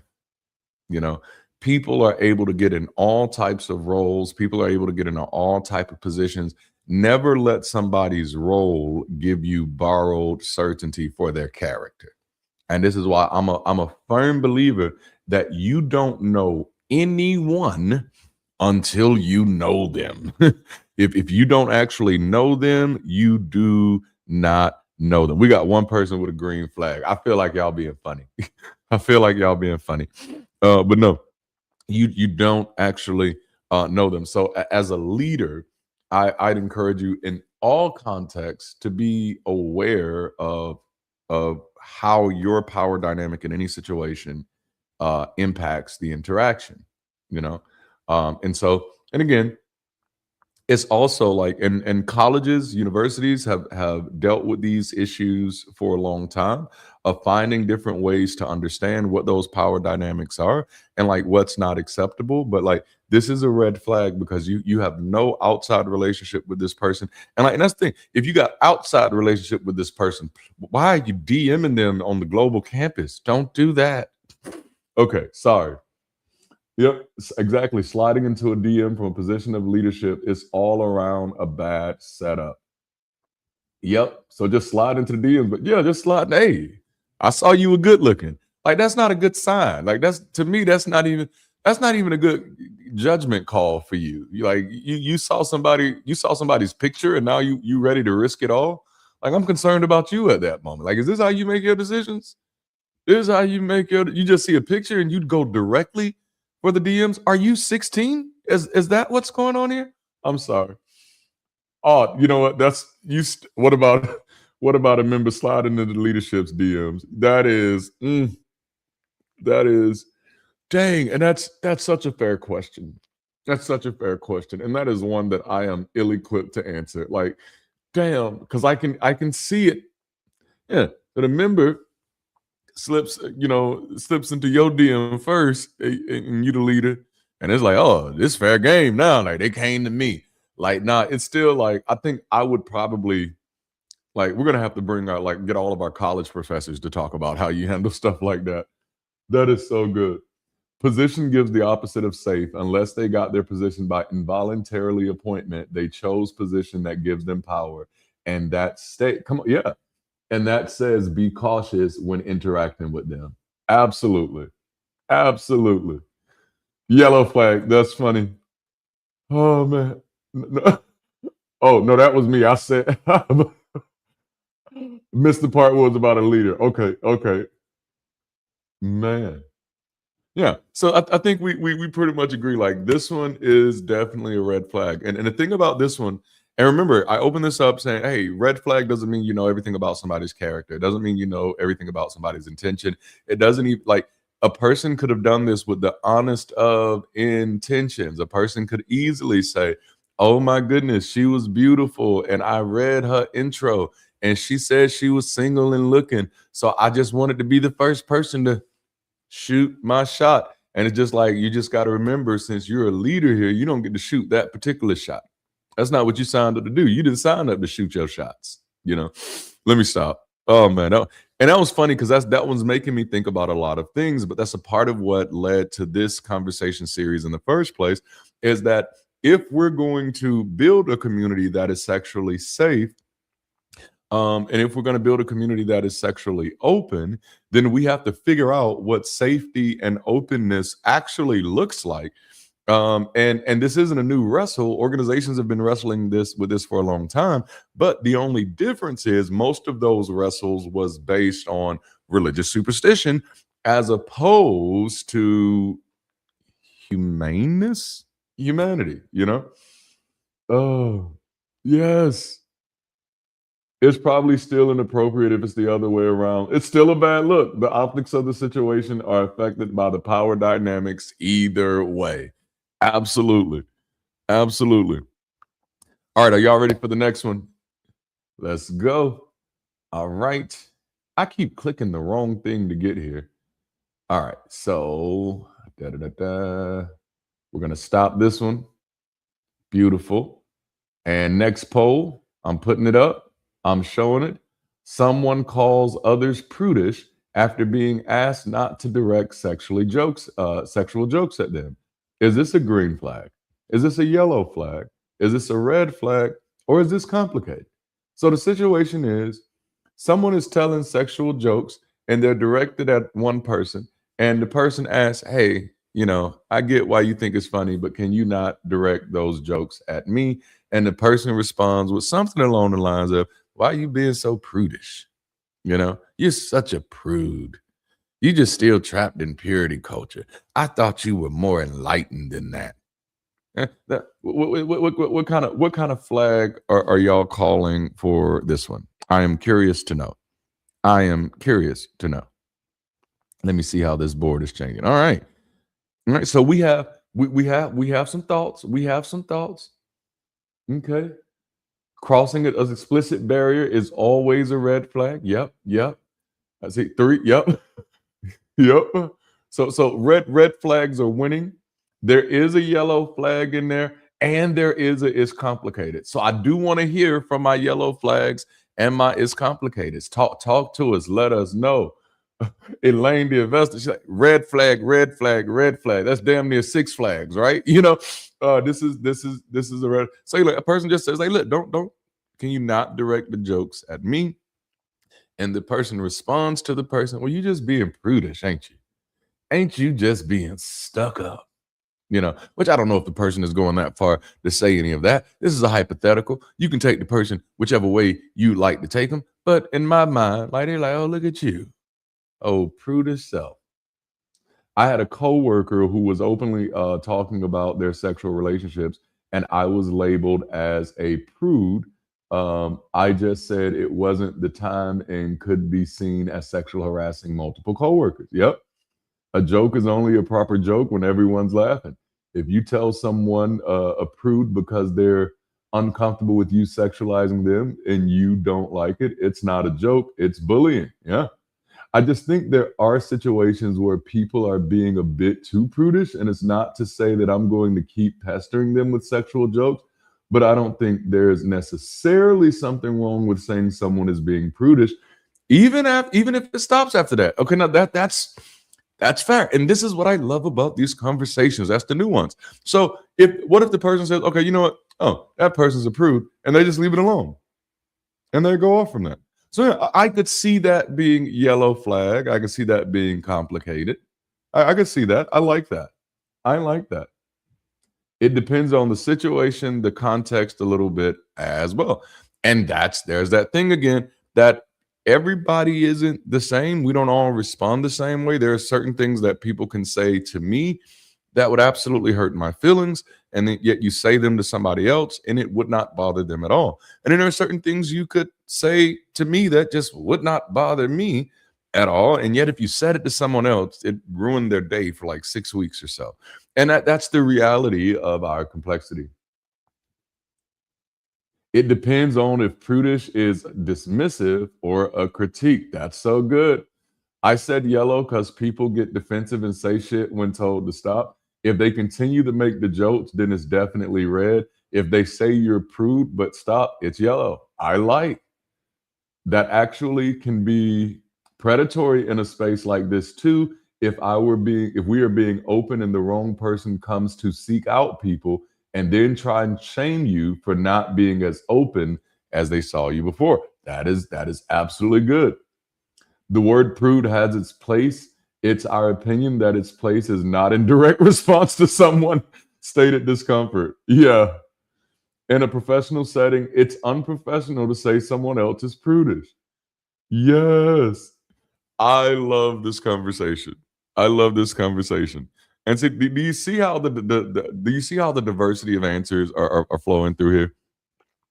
I love this. So this is a red flag. For me, like, and my answer doesn't, like, I'm not vetoing anybody else's answers. I think everybody's answers were fair, and I think they brought some really good nuance to the conversation. Sex positivity should protect consent and boundaries, right? Not shaming people for having them. And that's it's the shaming part that's hard. But then, I think I am prudish in certain areas. And so we could have a deeper conversation about how there just shouldn't be any shame around being prudish. That's another thing. Because that is something that I advocate for. It's kind of like what we talked about last week. I'm all down for pluralism. Some people are going to be freaky, sneaky, sticky, dicky. You know what I'm saying? Other people are going to be like, ew, that's nasty. I don't want any of that. That's the reality of where we live. And so it's all kind of a spectrum. So I love this. I love this. Oh, man. Okay. And this is one of the, and this one is one of the most strongest examples of patriarchy with better branding. Because that's what the branding allows you to do.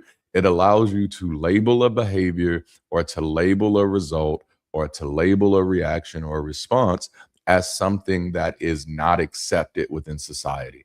And so again, that's going back to using like Black women in entertainment. And it may not just be Black women. I'm not saying that. I'm just saying Black women in the movie industry have been very verbal about being labeled as difficult, being career ending for them.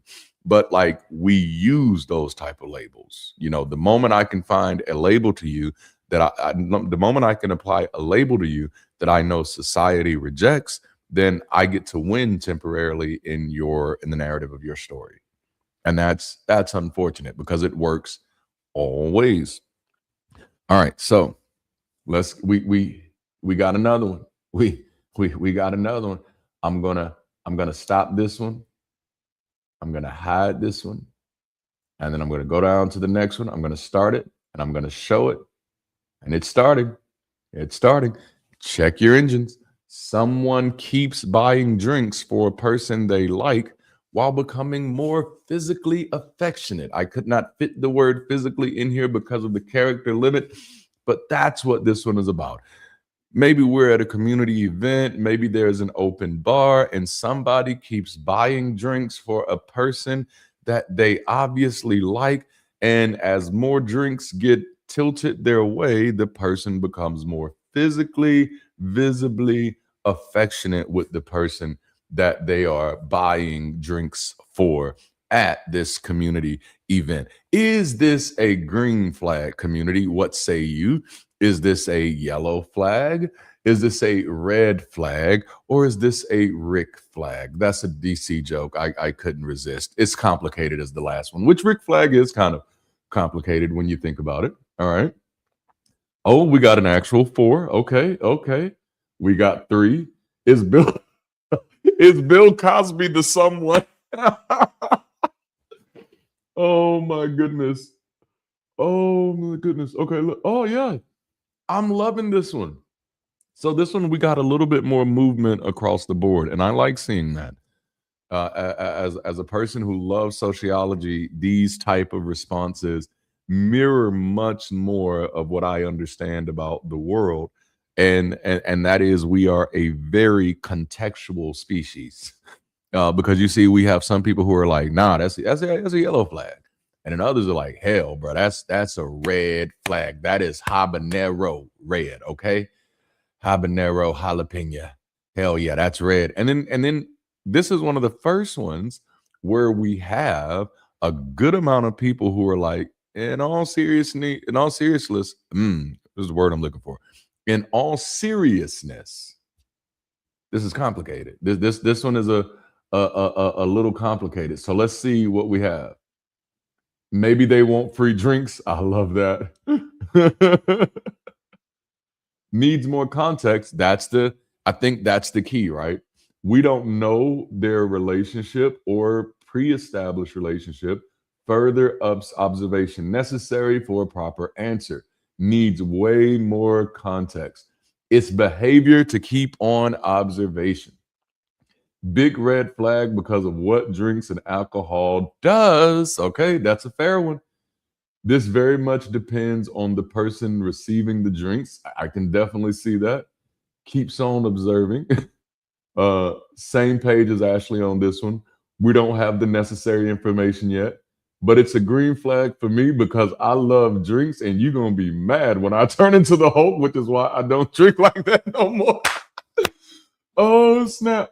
Which that kind of goes back to what Jude said. It very much depends on the person receiving the drinks.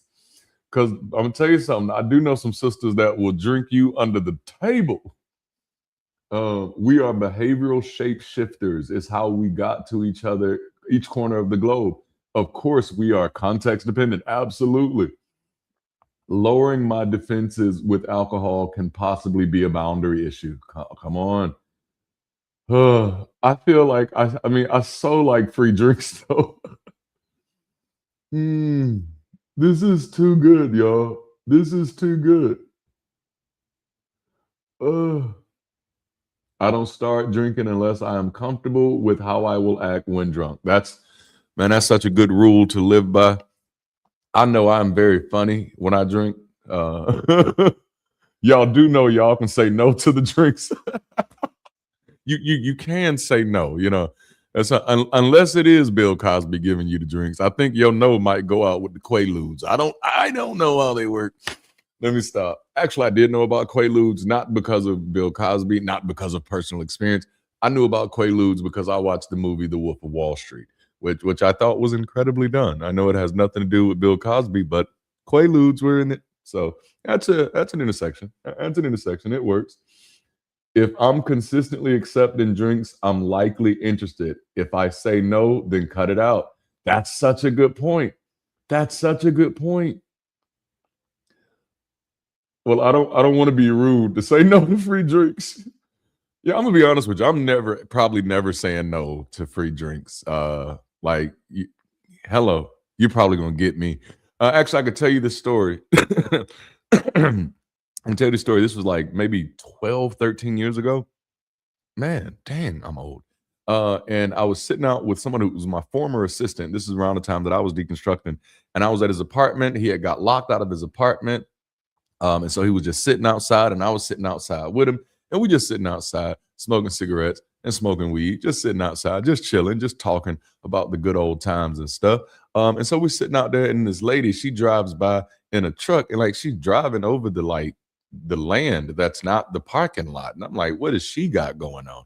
And at first, she drives by and she like, y'all need to go somewhere and do something. Y'all ain't got nothing better to do. And in my mind, I'm like, fuck you. You know what I'm saying? Like, that's where my mind go immediately. See, she drive off and she going about her business. And I'm like, you see how they do, you know, they don't even know us and just talking about us like this. You know what I'm saying? And so she drives off, and then like an hour later, because we stuck outside for a very long time, but it's the South and we do stuff like that. And after a while, she come on back through there. She drive, y'all still out here? Y'all ain't found nothing better to do? And, you know, of course, I'm laughing it off on the outside, but on the inside, I'm like, fuck you. You know what I'm saying? And so then she goes on back to her apartment, and she, you know, I don't know where her truck went, but she gets back over there, and then she steps back outside of her apartment, and she say, hey, y'all like beer? And I'm like, well, you know, I've been known to enjoy a cold one every now and then. He's like, y'all come on over, I'll give y'all a glass of cold beer. And I'm like, you know, a can of cold beer. And I'm like, cool. So we go over there, and she shows you all this beer. She's like, y'all like whiskey?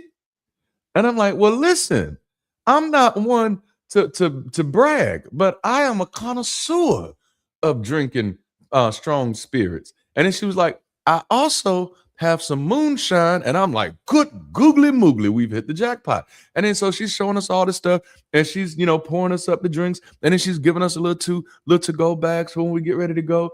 And then I really stop and think, and I look at my friend because she's going to get the drinks, and I say, hey, bro, I think we might be about to be Bill Cosby.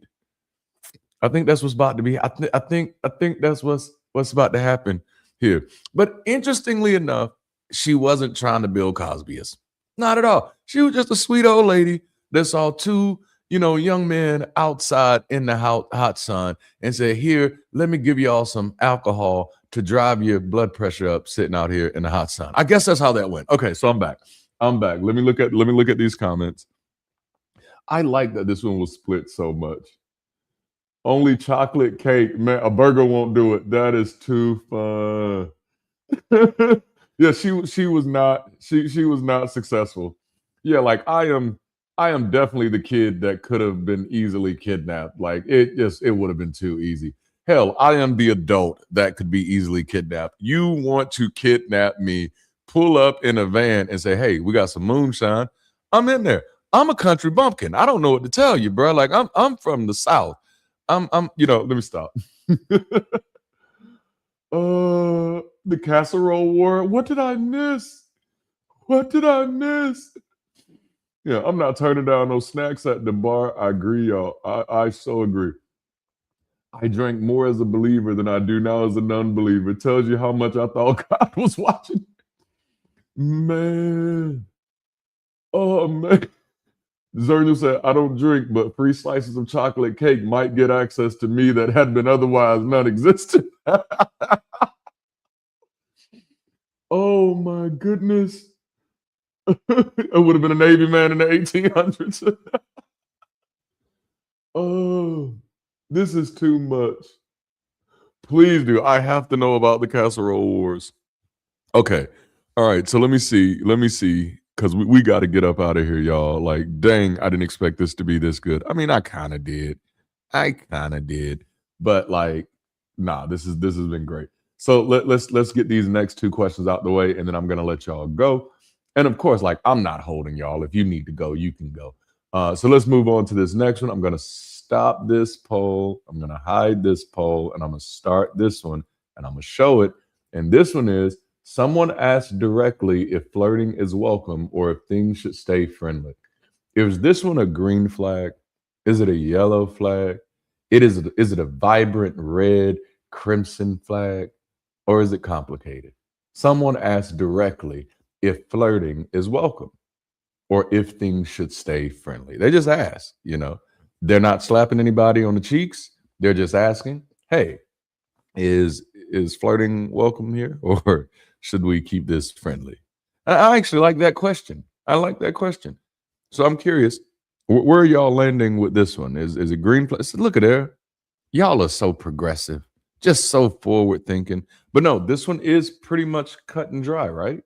It's the easy one. It's like, no, because what do we say? What is healthy sexual communication? It's healthy communication. Oh, wait a minute. There is a 4. There is, and it's complicated. and I got to hear from you just with that. It's complicated. Is that Bob for it's complicated? Bob, I have to have your insights on this. One out of the friend zone. Yeah, yeah. No problem communicating. That's right. Seeking consent. Yes. Power imbalance. Oh, now okay, now we can take it to yes. If there is a power imbalance present, that does change the context. Oh, snap. That does change the context. Boy, like but being in power, like being in leadership or having any type of responsibility, it's like having golden handcuffs on. Like, no, there could be a power imbalance there.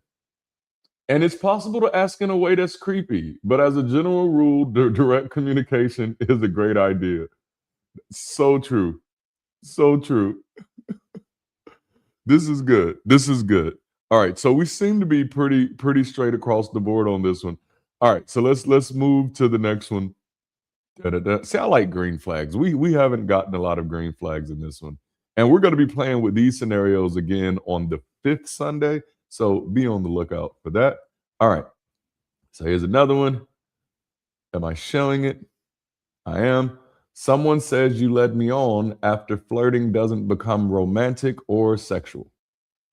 Where does that land? Somebody says, oh, you just led me on because we were flirting, but then the flirting, you didn't become my boyfriend after that, or you didn't become my girlfriend, or my sneaky link, or whatever else the kids are calling it. My friends with benefits. We were flirting, but it did not become sexual. What? You led me on. Is that a green flag kind of statement? Is that a yellow flag? Is this red flag? Again, Rick flag? Is this complicated? Yeah, see, this is going through this. Okay, all right, I'm seeing it. Let me go to the version of it that I can actually see. 3 and 4 oscillating back and forth between that red flag and that complication. Not so much yellow flag in this one. It's either a red flag or it's complicated. I like that. I like that. 4 mile way, complicated. Yep, complicated. Okay. All right, let's see here. So let's talk about it. What is it? Here, 2 serious yellow flags. Flirting is not there it is. Flirting is not an automatic prerequisite to a relationship. As established last time, flirting is extremely subjective. Some folk are just being nice. It is a mutual red flag. Both sides should seek someone else. I like that. I love that. I'm saying 3 mostly due to some shitty personal experiences, just to admit my bias. Yep. Oh man. For me, context, perhaps it was led on, perhaps it wasn't. Okay. What kind of flirting are we talking about? That's that. Yeah. Okay. I'm there. Number 3, reversing victim and offender. Ooh, yes.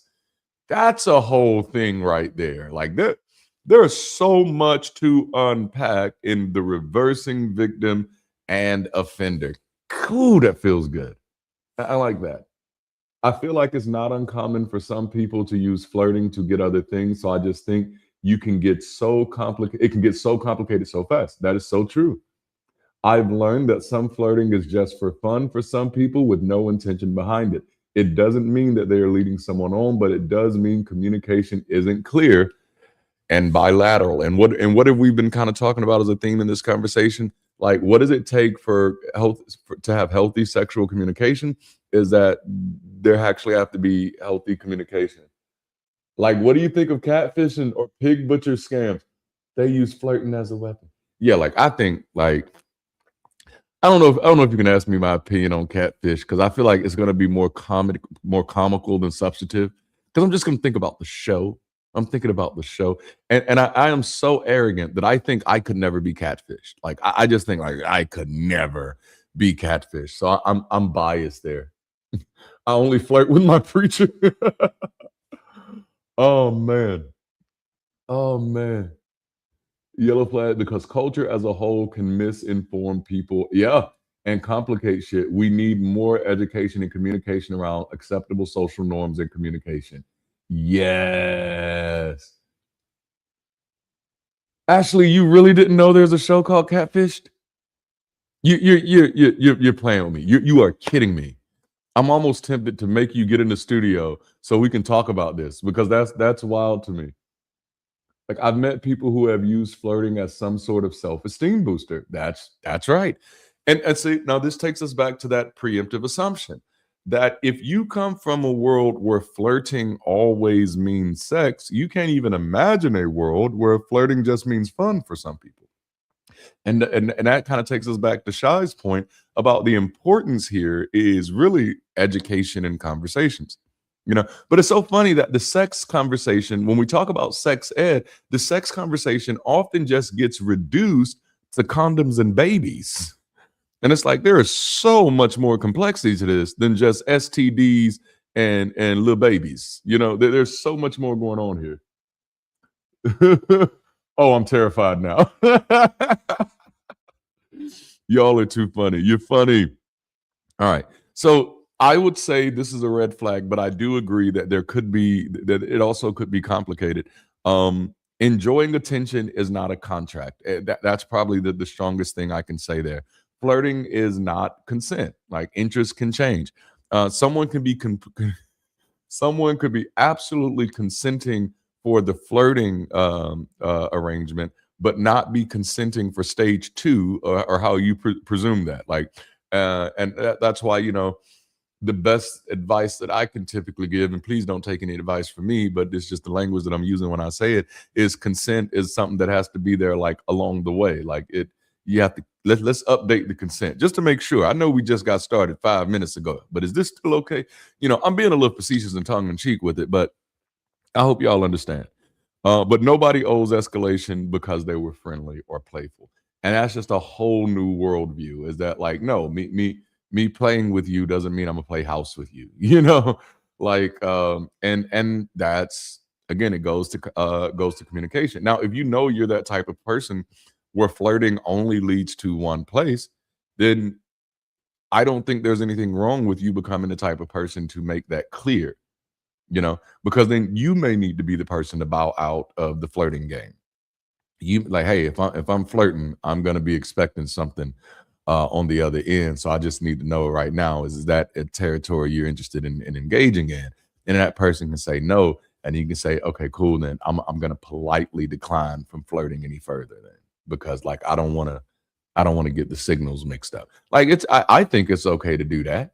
Just let them know, nah, I'm a different type of flirt. You a fun flirt. I wanted to say R. Kelly flirt because he had a song called Flirt, maybe, and all the manner of things are possible. Should we take this position as a default, though?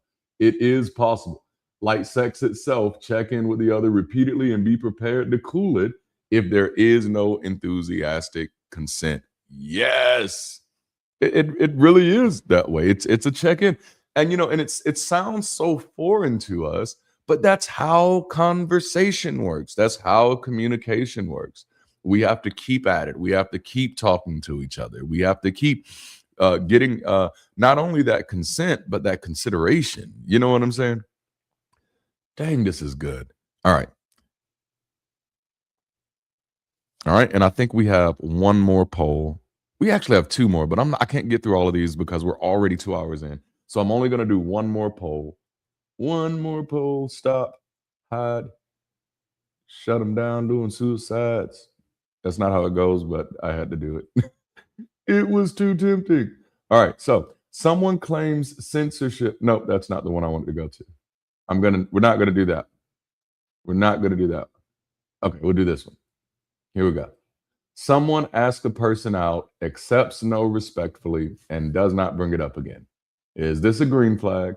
Is this a yellow flag? Is this a red flag? Or is this complicated? Is this complicated? Maintenance is required for anything that persists here. That is so true. That's one thing I don't think we're really good at. All right, I see the votes coming in. Let's see. Oh, yeah. This is another one that looks like it's strong across the board.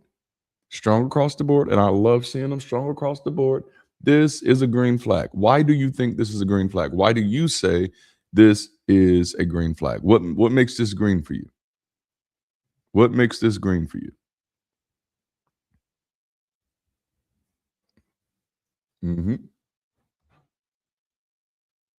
3 as the person being talked to. Oh, hell yeah, green flag.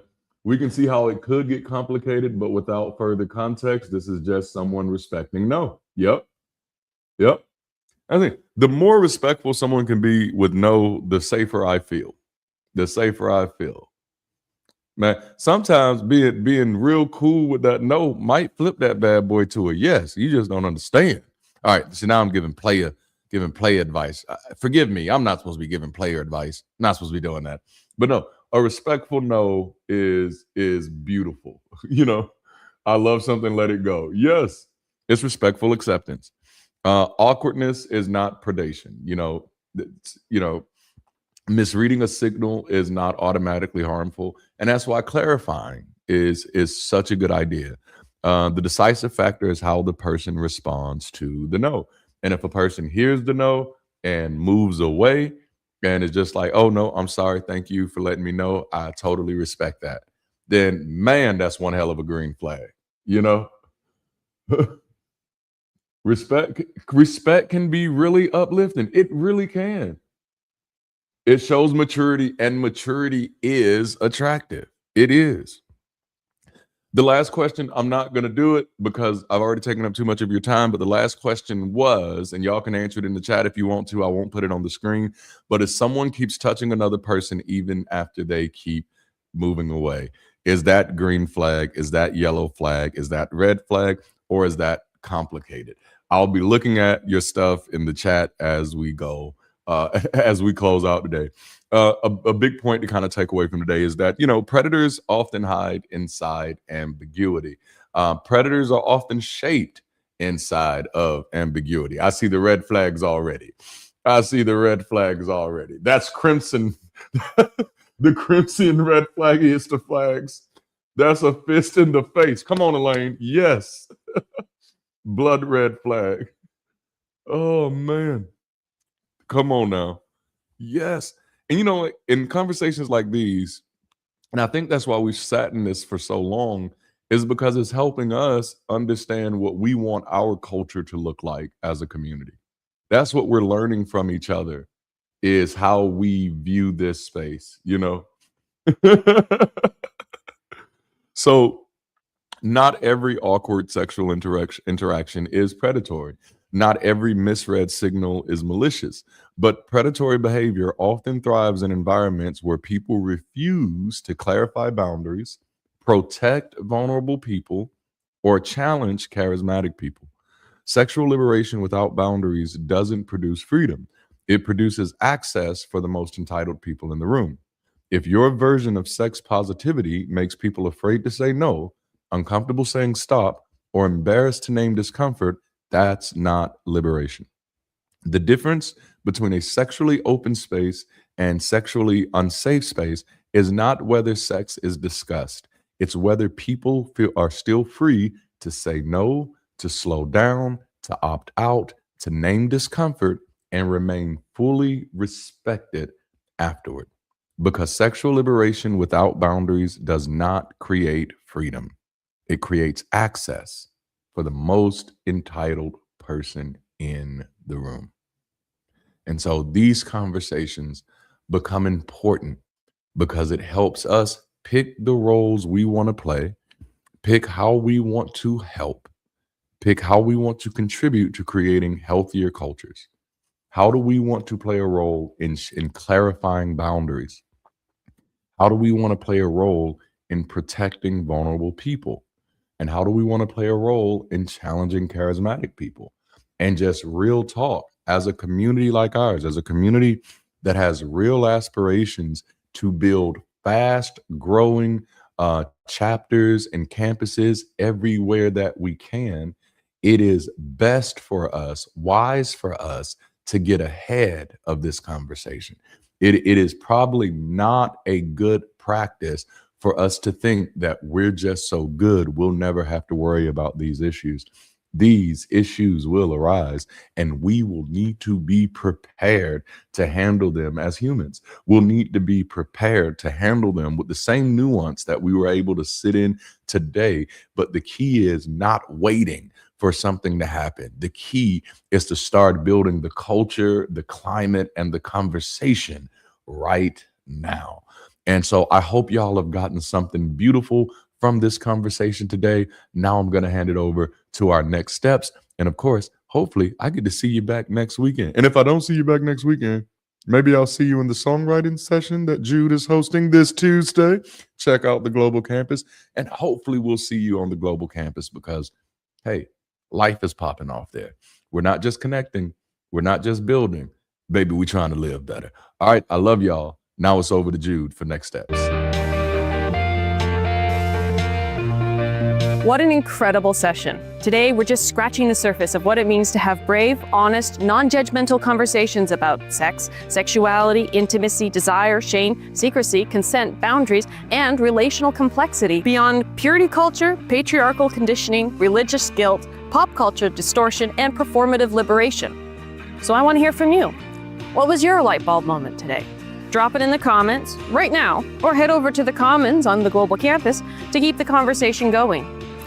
Speaking of moving the conversation forward, if you're making the decision to officially join Bridge City today, let me be the first to say, welcome to the Bridge. We don't believe in gatekeeping community. If you found freedom here, if this conversation gave you language for something you've carried quietly, or if you're looking for a space where people can think honestly, without shame doing all the talking, you belong here.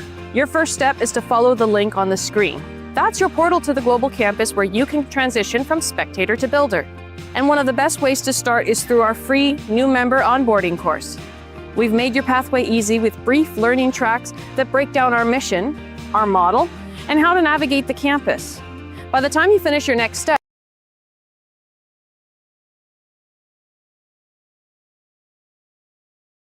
you won't just know about Bridge City, you'll know how to plug in, build relationships, and make an impact.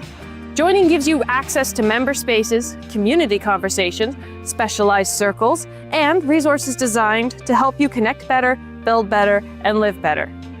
If you're ready to bridge the gap between where you are and where you're going, click that link. We can't wait to see you there.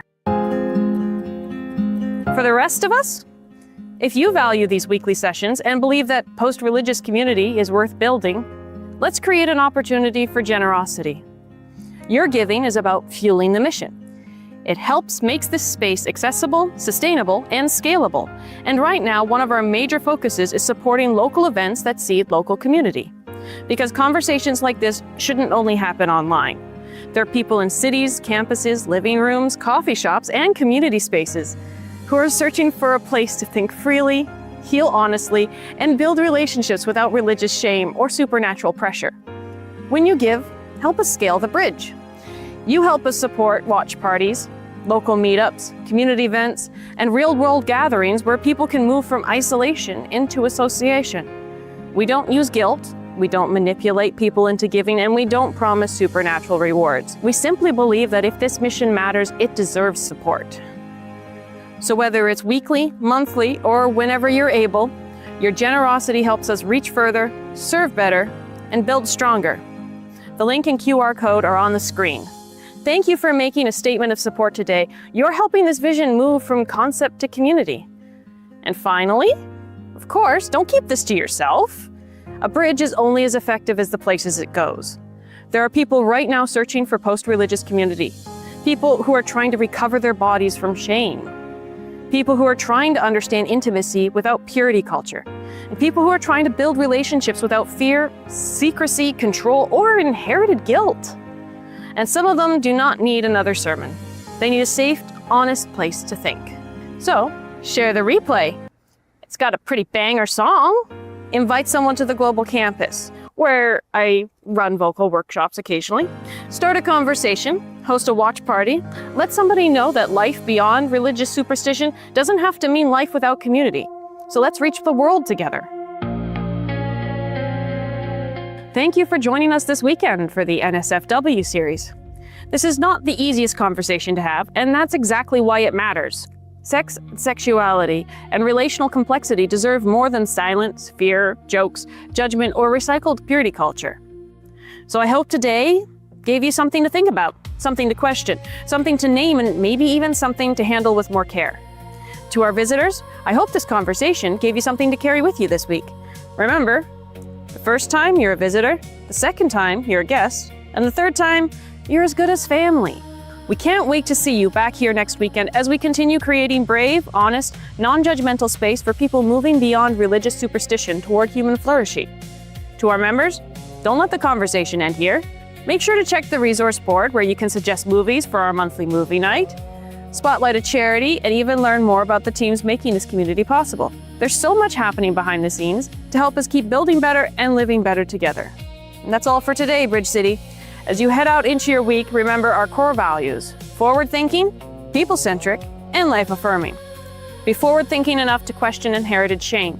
Be people-centric enough to handle vulnerable conversations with care. And be life-affirming enough to build relationships, communities, and futures where people can become more whole, more honest, and more free. So until next time, keep rising, be the bridge.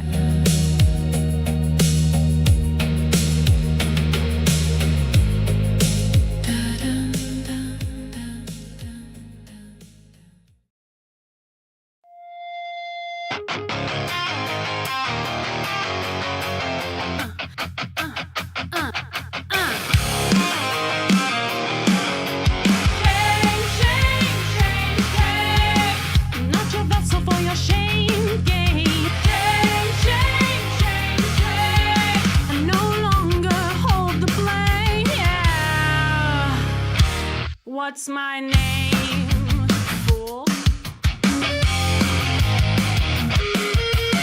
I don't need you to justify my love, to justify my skin, to justify or mystify this human that I'm in. I don't need you to sanctify my purity or defend my security. I am invested in my surety.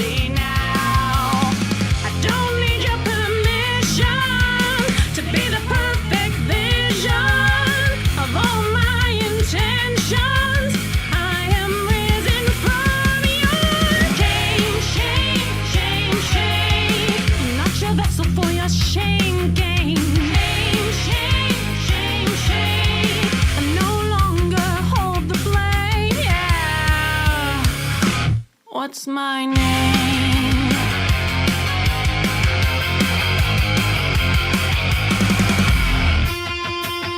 I came already.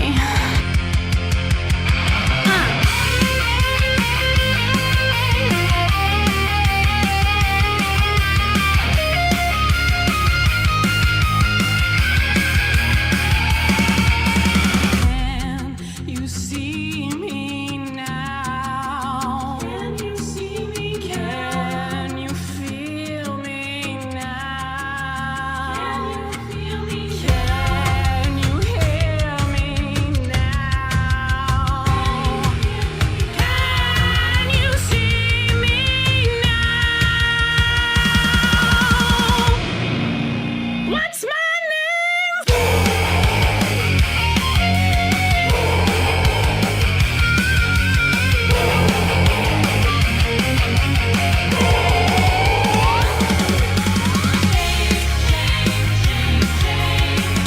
your vessel for your shame games.